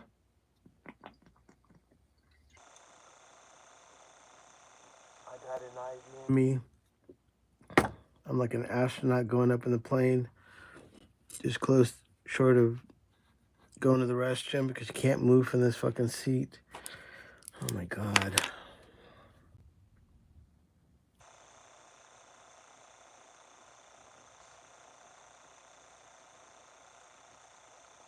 This one needs to go in clean. Just needs to like, I need to get it, drop it in. You guys are like, holy fuck, you did it. That's what I need. I need a celebration. Manny. Can't give you the one and done title anymore, but yeah, you got it. That's right. Straight to the East LA River. That's where it went. Why didn't I flush it down the toilet? Maybe I should have. For bad ribbons, they're getting the toilet next time. Sorry, my phone was about to die again.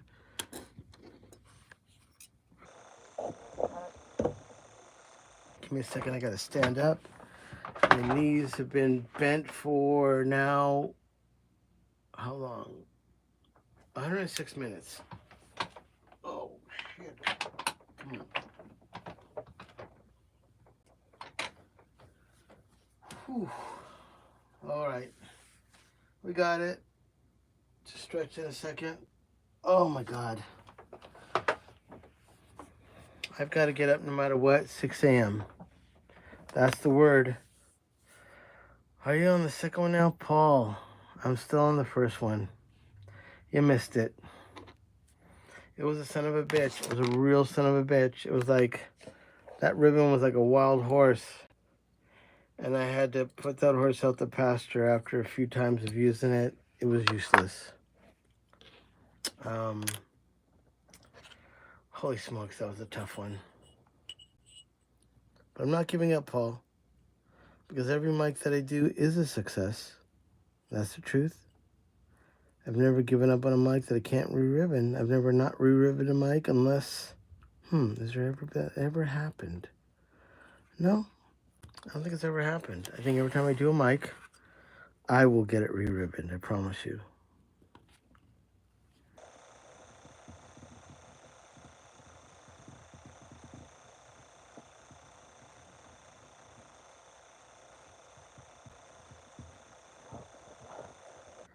That was a fucking... I'm just talking shit right now. Watch what I'm doing. God.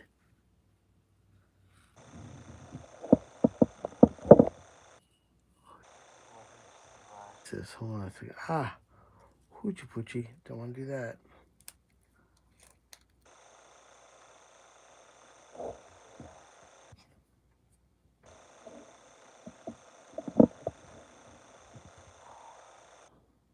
Should I switch sides? I'm going to switch sides. That is... Hold on. Gotta get some scissors. Hold it now.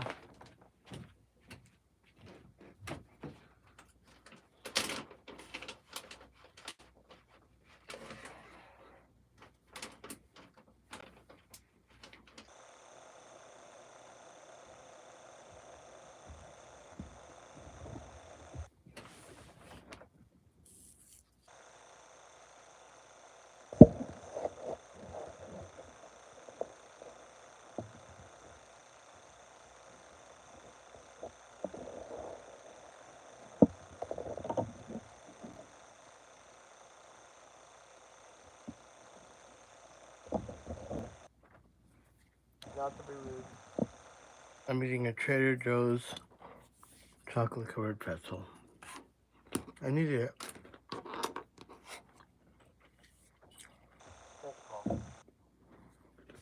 Okay. One more time. I think I shredded that one side too much. Time to shred this side. Alright, what are we doing?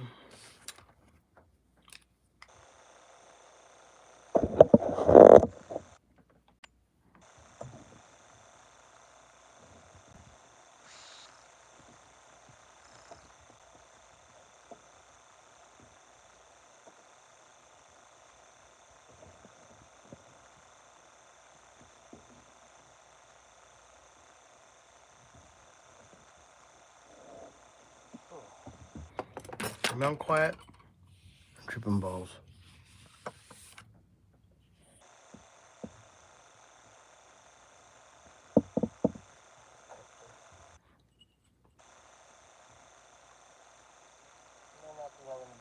Work today because I'm getting to the point now where I need to get this shit right.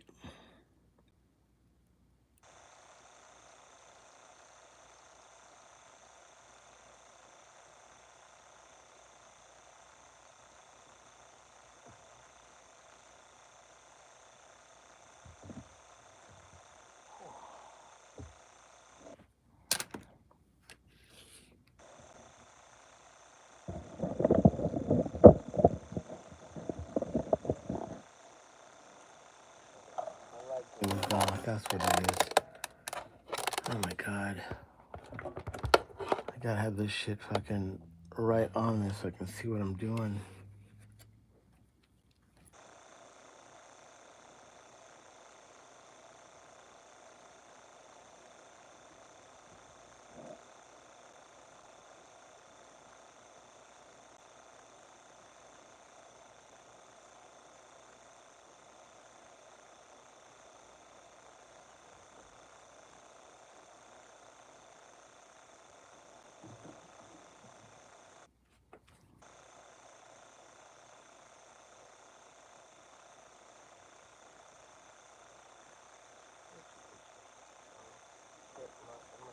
Nizzle.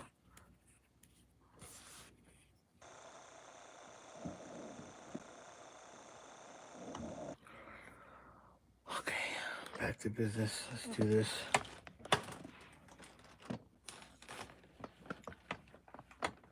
My light game going on.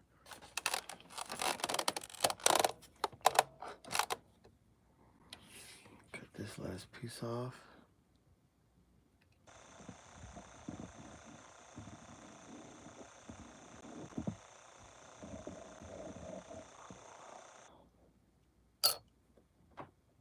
Make this part for the paper, which is always fun. Come on.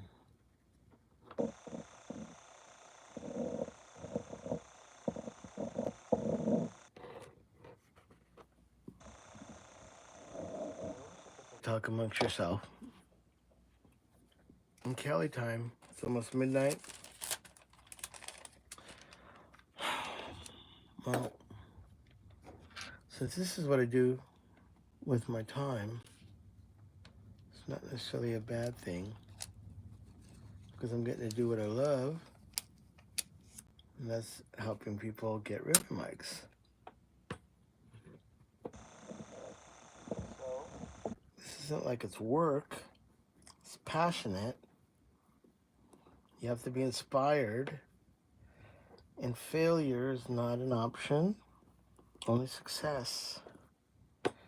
So am I telling you this, or am I telling myself this right now? That's the question. Am I trying to psych myself out for failure, or psych myself out for success? Okay, we have the ribbon. Oh fuck, I just dropped it. Hold on. I have a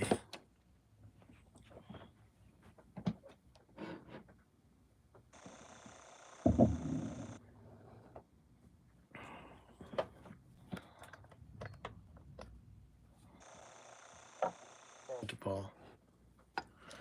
Okay, let's move my lights up and out of the way. Holy cows. Holy fucks. Hand, Jesus, come on.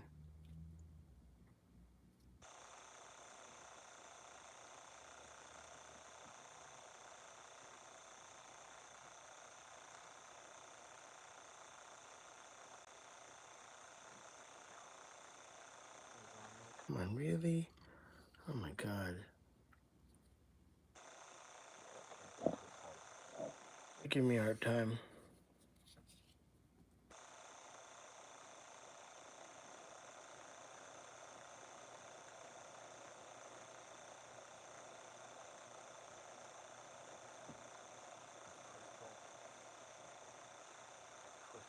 What a bitch. Oh my God.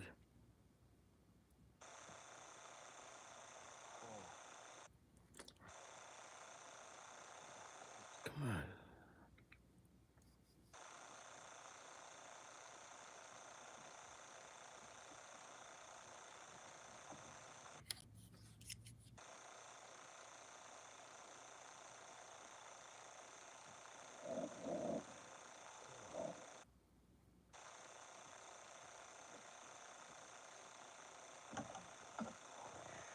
It's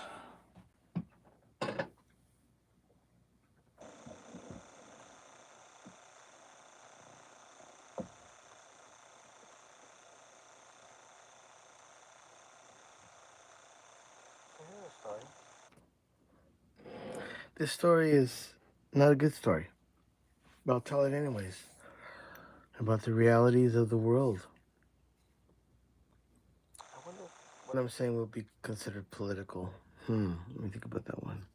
Could be.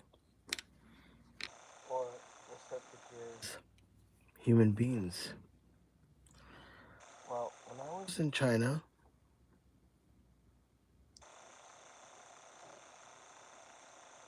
I'm actually part Jewish.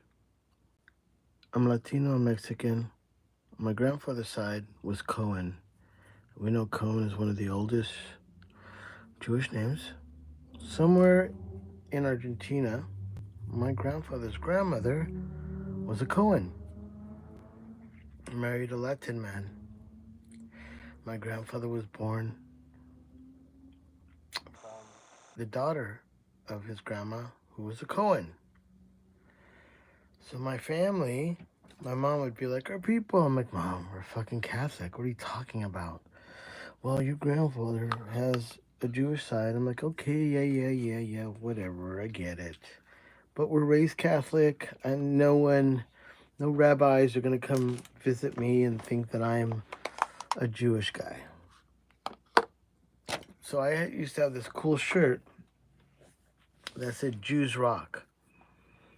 It had Sammy Davis Jr., Jesus Christ, Fonzie, William Shatner, and Sammy Davis Jr. So when I went to China, I traveled with this shirt. I liked it. It's my favorite shirt. It was just cool because it had William Shatner and the Fonz on it.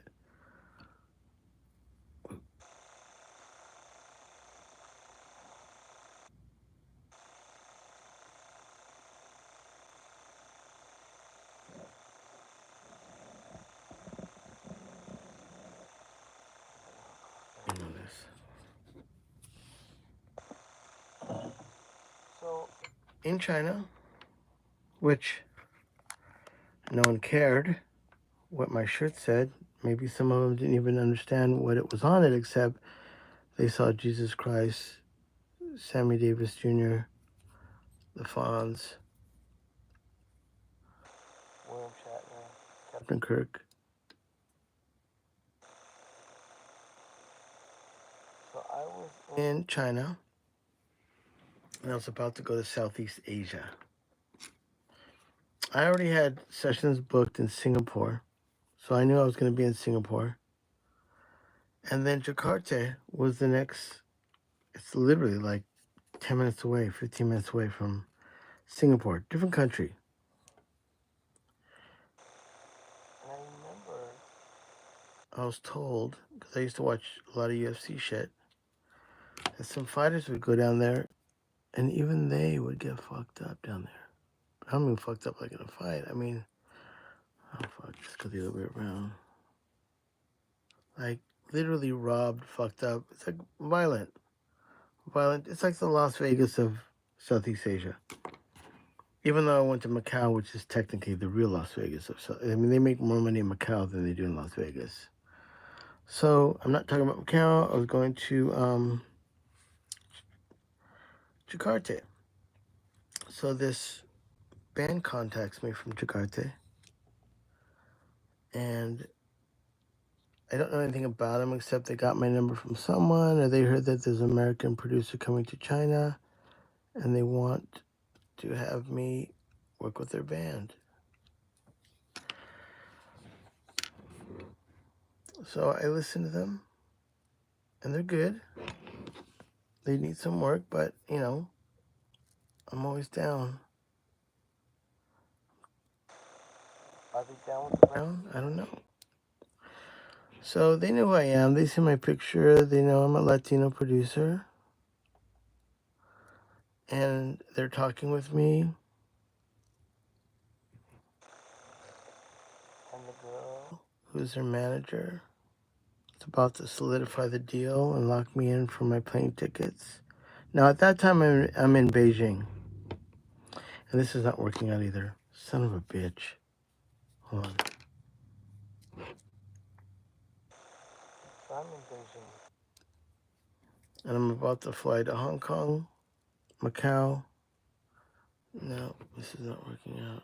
And then, since I know Bali and I have friends that are out there. Oh, shit.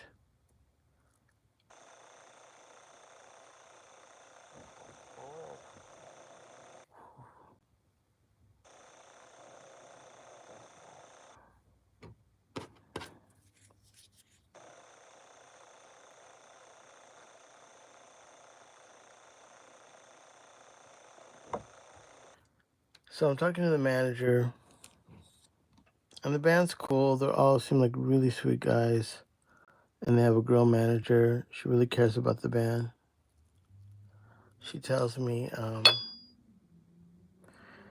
she's going to get back to me and let me know if the band's going to have me work with them. Oh, fuck, this thing's just going, really?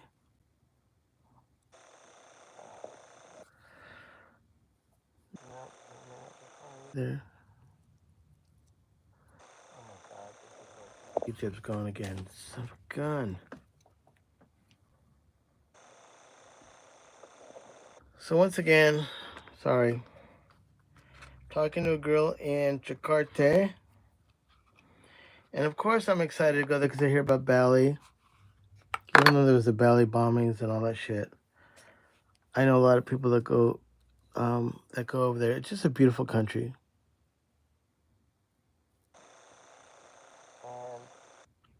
We're about to lock in the deal. And she's like, oh, I got one more question for you. They're going to pay me really good. Hotel, nice resort.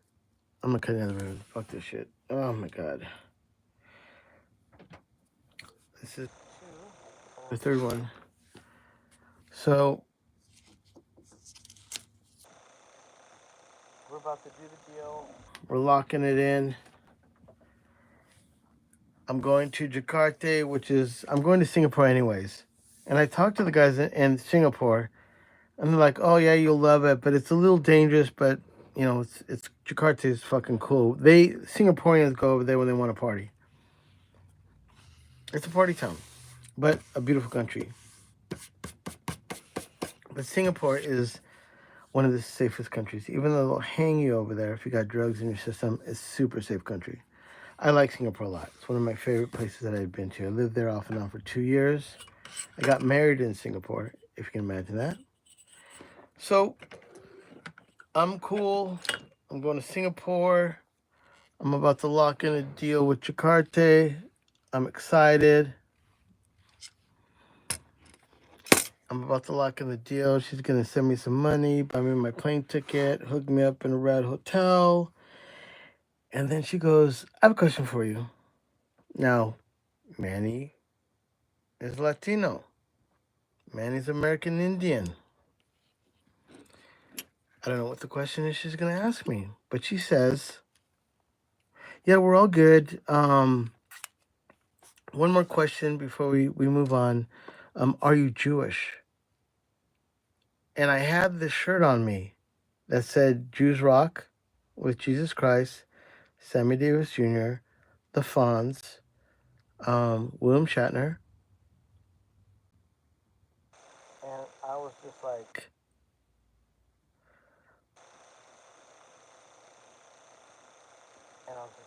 fuck. Can she see me? And I look at my phone. I don't have the camera on. I'm just talking with her. And I say, no, even though I'm Cohen. She goes, good. Because if anyone comes over and Jewish, we'll fucking kill him. And I was like, oh my fucking God. What? I said, excuse me? Yeah, if you're fucking Jewish and you come over, we'll fucking kill you. And I was just like, oh, okay. Yeah, okay, well, we'll get back. She goes, good, Manny. We're looking forward to seeing you, da, da, da, da. And I'm thinking, like, oh, my God, on my social media, like, I've mentioned that about the shirt, and I'm going to go to Jakarta, and I'm going to fucking get killed. And then what I didn't know is that Jakarta and parts of Philippines and parts of Bali, it's a heavy Muslim country. And even though I said this isn't really politics, or maybe not, the moral of the story is, in some parts of the world, it's really, really, really fucking serious. So I was just like, oh, you know what? I'm in Singapore. I'm not able to make it. I never talked to that band again. I never talked to her again. And I for sure never fucking stepped 1 foot in Jakarta. But in my adventures of going to China, that was one of the times that I was like, oh, fuck, shit got real. That's fucking real. or someone's gonna murder me because if I have Jewish blood in me, they would kill me. And the way she said it was fucking vicious. Like, she was all kind and cool. Oh yeah, we love you too. We want to make a U2 record and all this shit. Oh yeah, I can get good big guitar sounds. Da da da da. Oh yeah, one more question, by the way. Are you Jewish? No. Good, because we'll fucking kill you. And I was like, oh my fucking God, man. So I'm in Beijing. It's 10 below zero. I'm wearing my shirt that says Jews Rock. I hide my shirt like she can see me because I don't want her to see it. And then I went to bed that night feeling like I was violated. Like, oh my fucking God. Like, I could not get over. And at that time in China, social media, I didn't have any. They cut you off. There's no I had a proxy. But at that time, even then, it was only Facebook.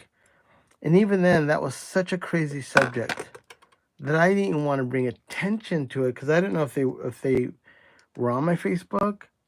I can't remember at the time. And yeah, I would. Speaking of that, I would have fucking wore that shirt there like a fucking numbskull, not knowing that would have been just like, oh my. I mean, that's like going into Watts and wearing something that references the, you know, Ku Klux Klan or something, and just be like, yeah, I'm just going to 7-Eleven and have a fucking, Master of Ceremony shirt on or something. Like people would be like, you wouldn't make it out of there alive. And I was grateful that Jesus Christ had shared the knowledge with me, and the fact that Jesus Christ was on my shirt. In some ways, Jesus saved my life. I mean, that's the truth. Thank you, Jesus. Thank you for not sending me to Jakarta.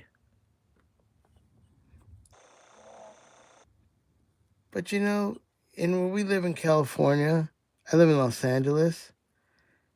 You can just drive down to Orange County if you want to see all the MAGA stuff.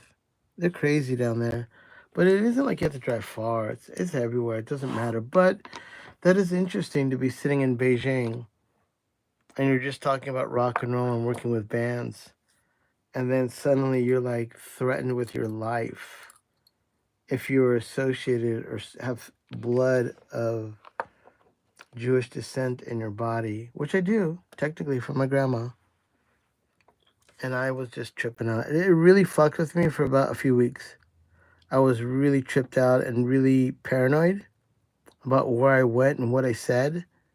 Even when I was in Hong Kong, I was like, okay, don't fucking talk about anything about your, what's in your body, what kind of blood you got in you, because that's a no-no.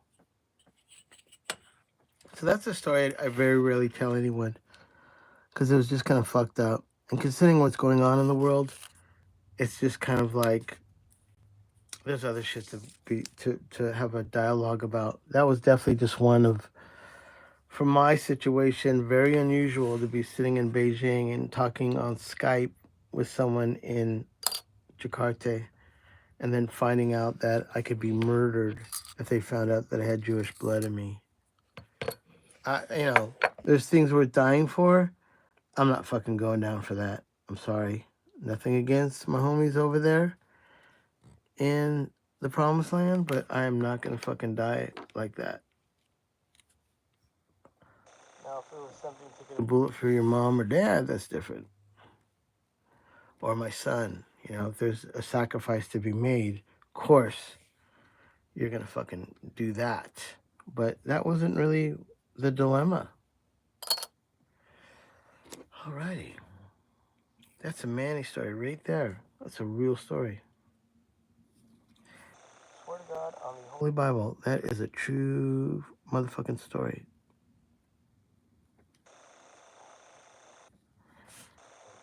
Once again, fucking paper, you're fucking with me. Hold on. Oh.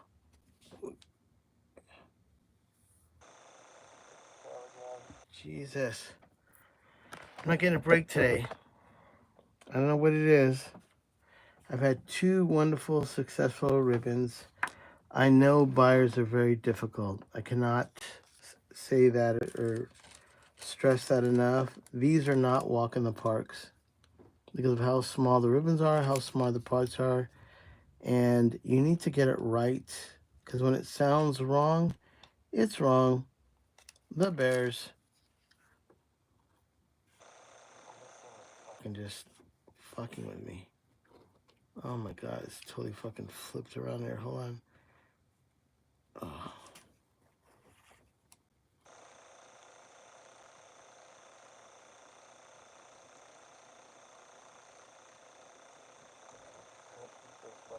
Um.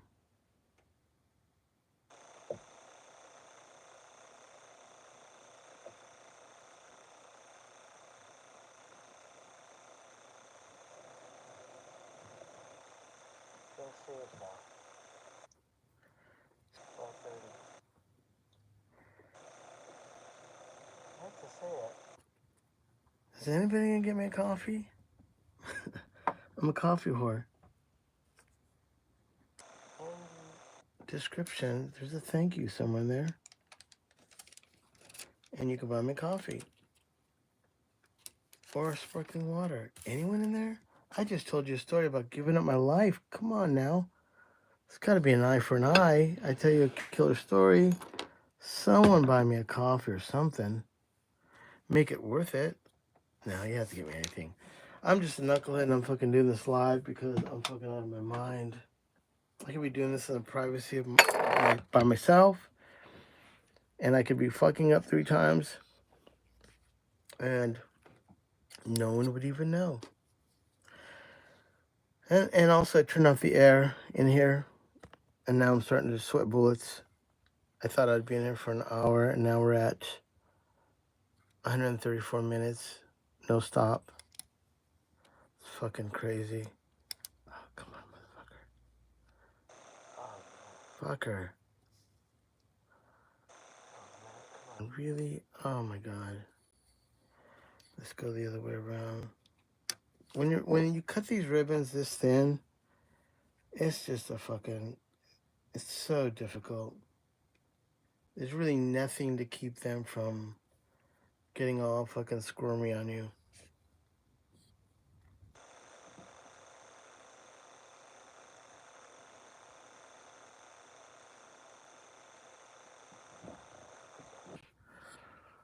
What you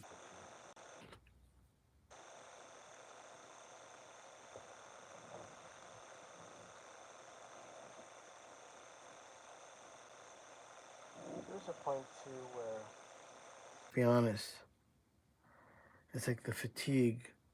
I've been doing this all day since the morning. I've done 3 kind of semi-easy, but still a lot of brain power. I think if I don't get this one right, then I'm fatigued out then. I'm pretty positive. Okay, come on, don't go crooked. There it is. Holy cows. Gods.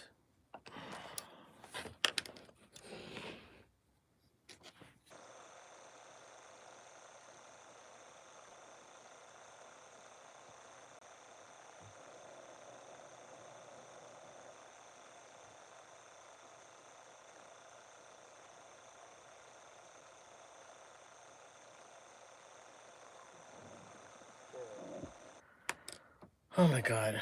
Alright. See, the later you get, things that would have taken me like one and done, it's like, it just becomes a little bit more difficult, you know? It's like when those pilots, they throw them in 3Gs and they're like, say the ABCs. And the guy's all A, B, X, Y. Your brain is like, fuck you, man. It's late. You cannot live off of chocolate-covered fucking pretzels from Trader Joe's. And the water's good. Well, I'll tell you what I had for dinner tonight, which was really good. I went to Pavilions, and they sell the most amazing Wagyu steaks. They're cheap. I think it's like $36 a pound, but they have like small things. So I got like a $15 Wagyu steak, and then I buy the butcher there is really good, and I bought the hamburger meat was like $7.99 for a pound. So I asked the guy to give me a pound of the 80 lean, 20% fat ground beef. Not the one you buy, but like the one they grind. I got it. And I told my wife we're going to make hamburgers. So the Manny burgers are this, which is kind of cool. They're basically smash burgers. So what you do is you get the hamburger meat, and then I put in, so I split it up into the half pound into, 1 pound into like half pounds, and I put the other half in the fridge. And then the other pound, I put it into a steel bowl. I put garlic, onion powder, cumin, a little bit of salt, and paprika. And mix it all up. And out of that half pound, I want to make a double burger for me and my wife. And so I break that into 4 pieces, which you could almost say, well, I guess a quarter pounder would have been if I had a full pound. So it's a whatever, a quarter of a half. I don't know. I can't even think right now. So I do that, and what you do is you split it up into 4 small balls, and then I get parchment paper, which is wax paper or something like that. And then with my spatula, I smash it down into really thin patties. I mean thin, like a smash burger. And then I put them in the freezer so they hold their form. Then I get an iron skillet. I heat it up. If you've never cooked on an iron skillet because they don't stick, iron skillets don't stick. And the way you check your iron skillet is you heat up your iron skillet, even if it's a cast iron one, and you heat it up, put your hand over it, you'll feel it starting to get really hot. Sprinkle some water on it. If the water sizzles up and evaporates, it's not ready to go. Hey man, thank you, dude. Oh, that's so sweet of you, dude. Dude, you don't have to worry about that, man. Thank you for even trying to make it happen. My email is there, and my name is Manuel Nieto, full name. But so check it out. So an iron skillet.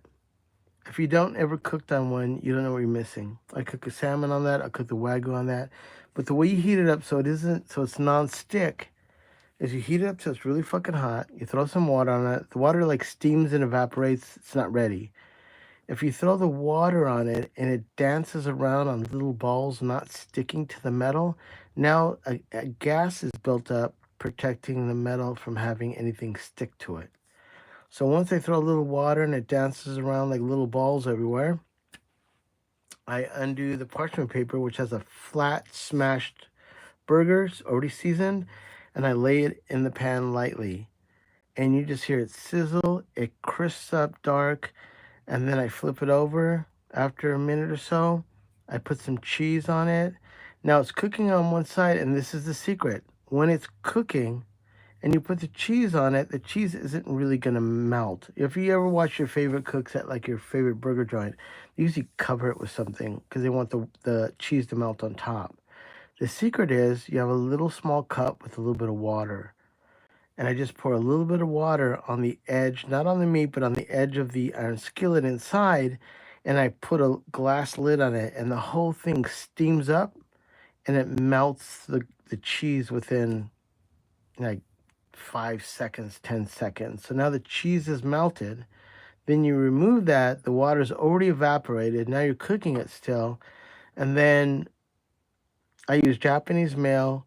So squirt a little bit of Japanese mayo, and then the same amount, put a little bit of mustard. And mustard and mayo makes the craziest burger sauce. So then I get the burger. I put it on a brioche bun, but before I did that, before I made the burger, I did the iron skillet again. I mixed some butter with some Parmesan cheese, and then I spread it on the brioche bread, and then I cooked it. And then so on part of the bun, it's crispy Parmesan cheese and butter made crispy toast. And then that's what I put the burger on. And that was a Manny burger today. If you can believe that. I don't even know. See, I'm rambling. Like, did you guys, who cares?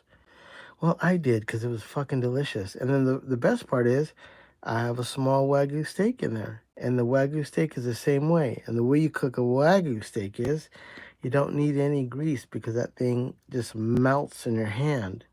So you pat it dry out of the fridge, get it to room temperature, pat it dry, season it, just salt and pepper. You can add garlic. Set a timer for like 12 minutes. Lay the Wagyu steak into the iron skillet after you did the whole water thing. No oil. And then when you lay it in lightly, you just don't drop it, just lay it in. And that thing cooks up and makes a crust in fucking 1 minute. So every minute on my timer, I will flip the burger. Even if I cook the side or the bottom, for every minute I'm flipping it. So it's almost like a rotisserie.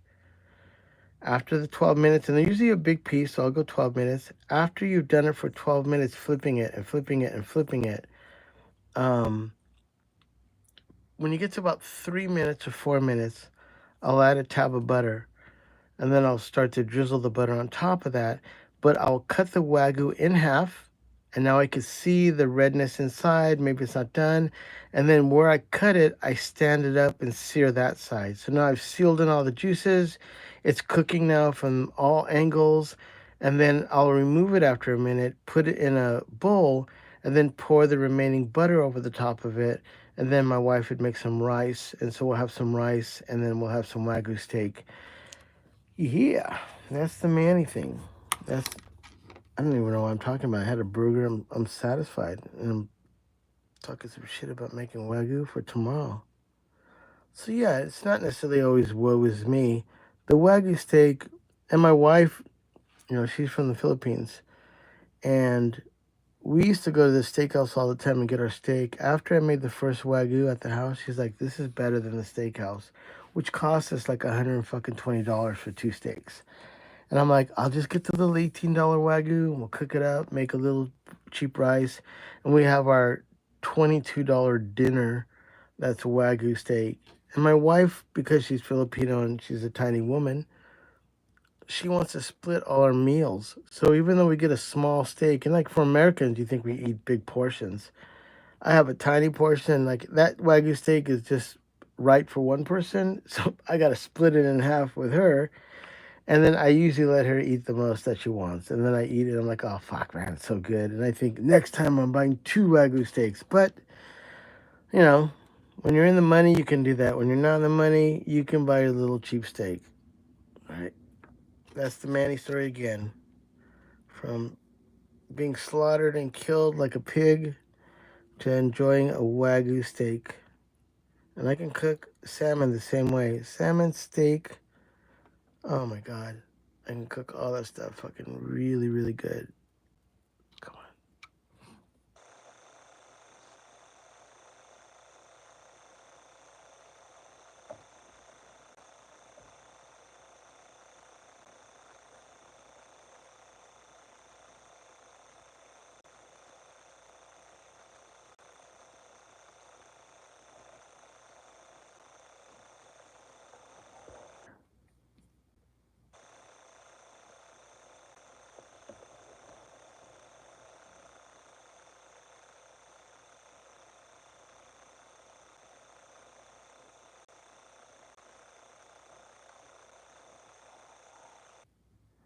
I got the notorious fucking... Oh my God, I had it in perfect. My fucking... Oh my God, my... Once again, I'm talking and I did not change my Q-tip. Bitch! You really gonna fuck with me now after all this? Okay.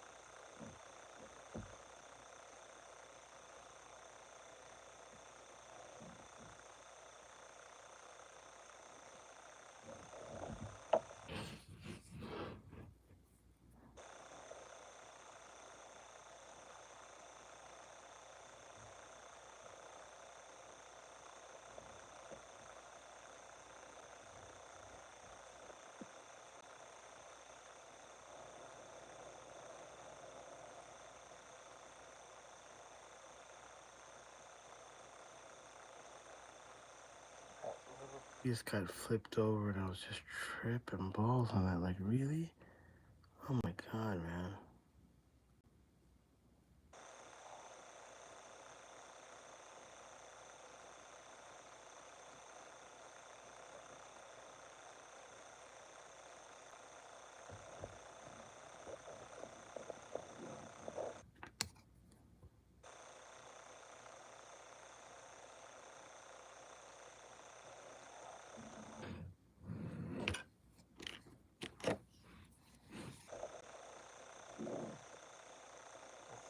Sorry, because of the alcohol.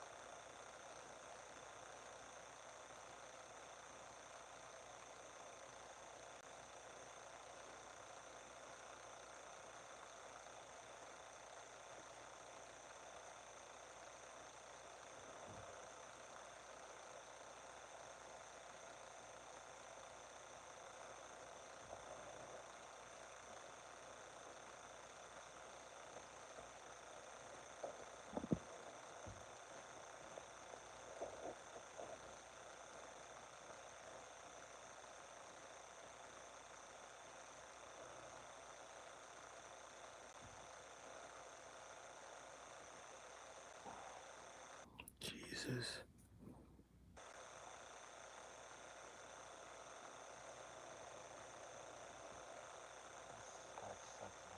There, man.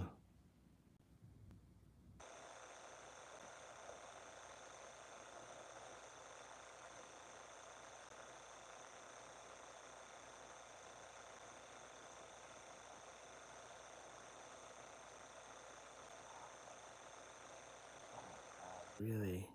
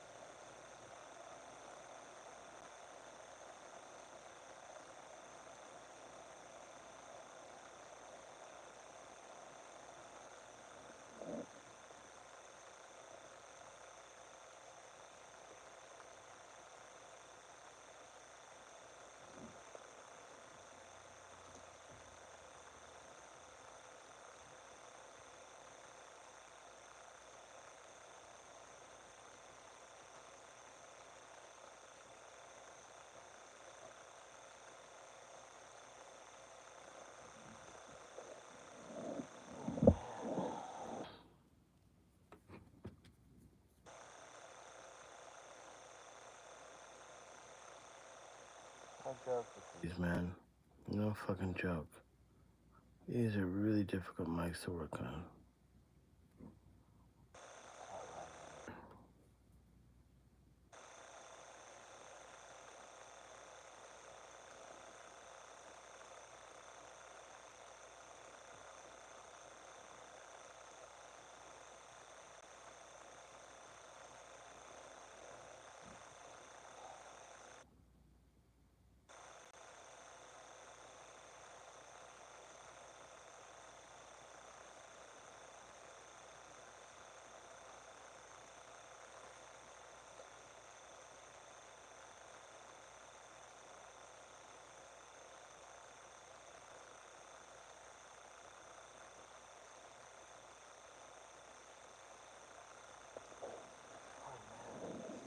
Whew.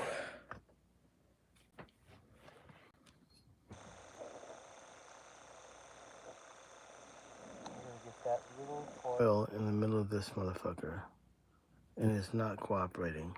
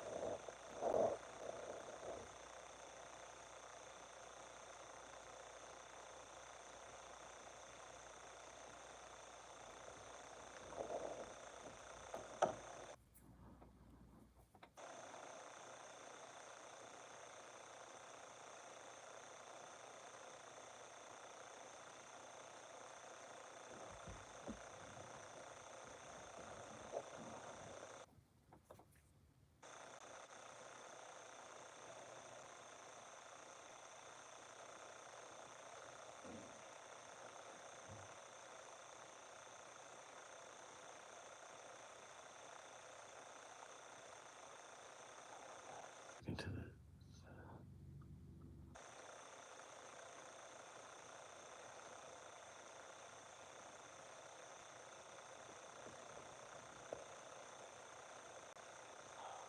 the get another one.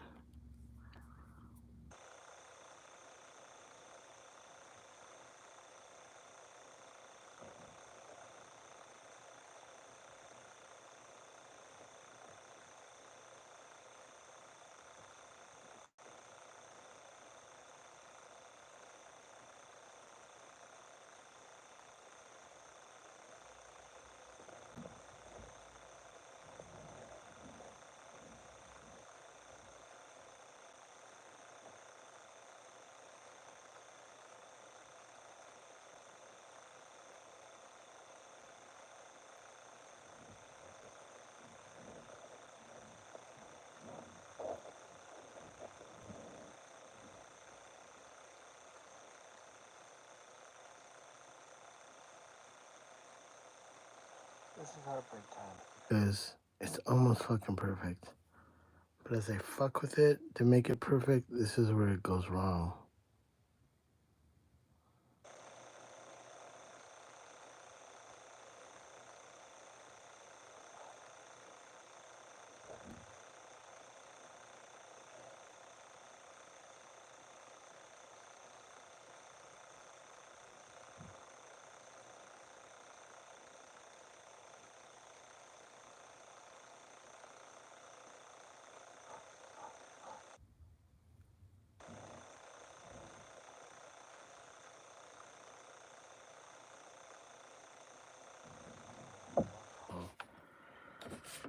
Holy cow, man.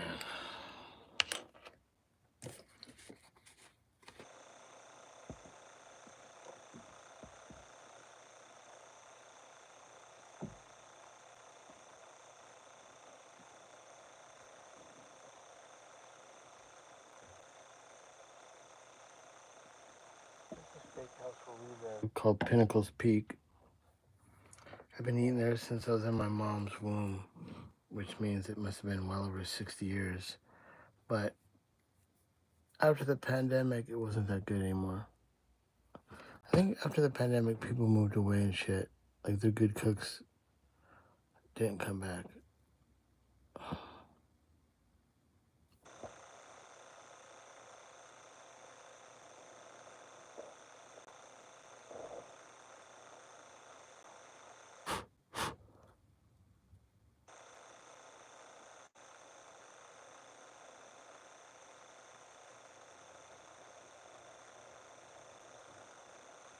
Oh my god. Holy shit. Oh my god. You just saw that. My Q-tip grabbed the ribbon as I went to dip it back in the alcohol. And guess what? Took a little swim in the alcohol. The ribbon. All right.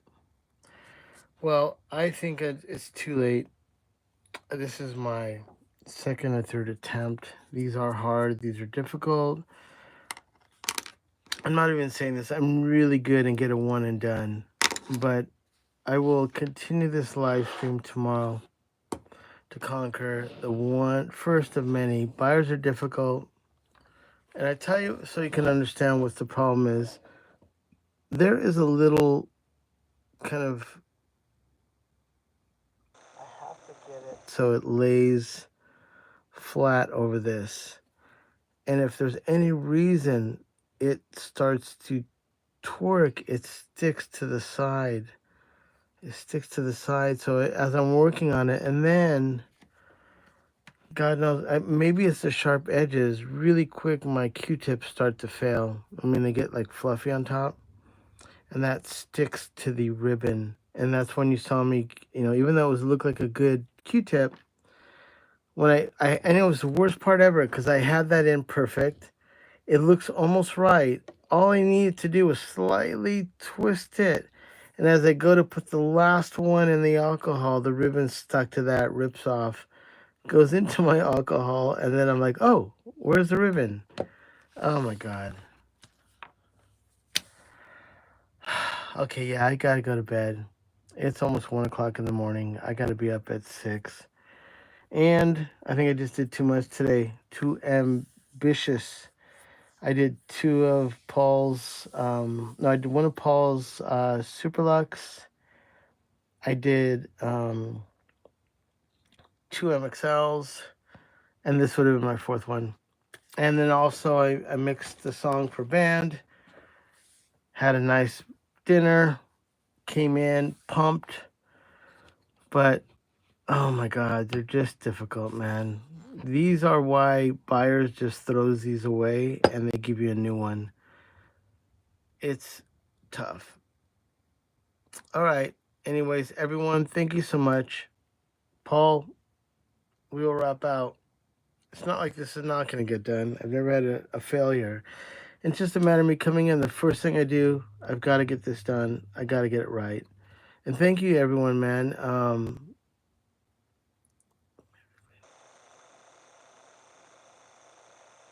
Yeah, I'll look at. Thank you, Desertus, for recommending some better Q-tips. Yeah, I will do that. Maybe get those ones that have the points on them. I'm old school. I always worked on these, but only recently. Oh, Paul, thank you, man. Well, thank you guys for supporting. I do my best. And, dude, no one fucking goes live to do this shit because there's an amount of failure that comes with it.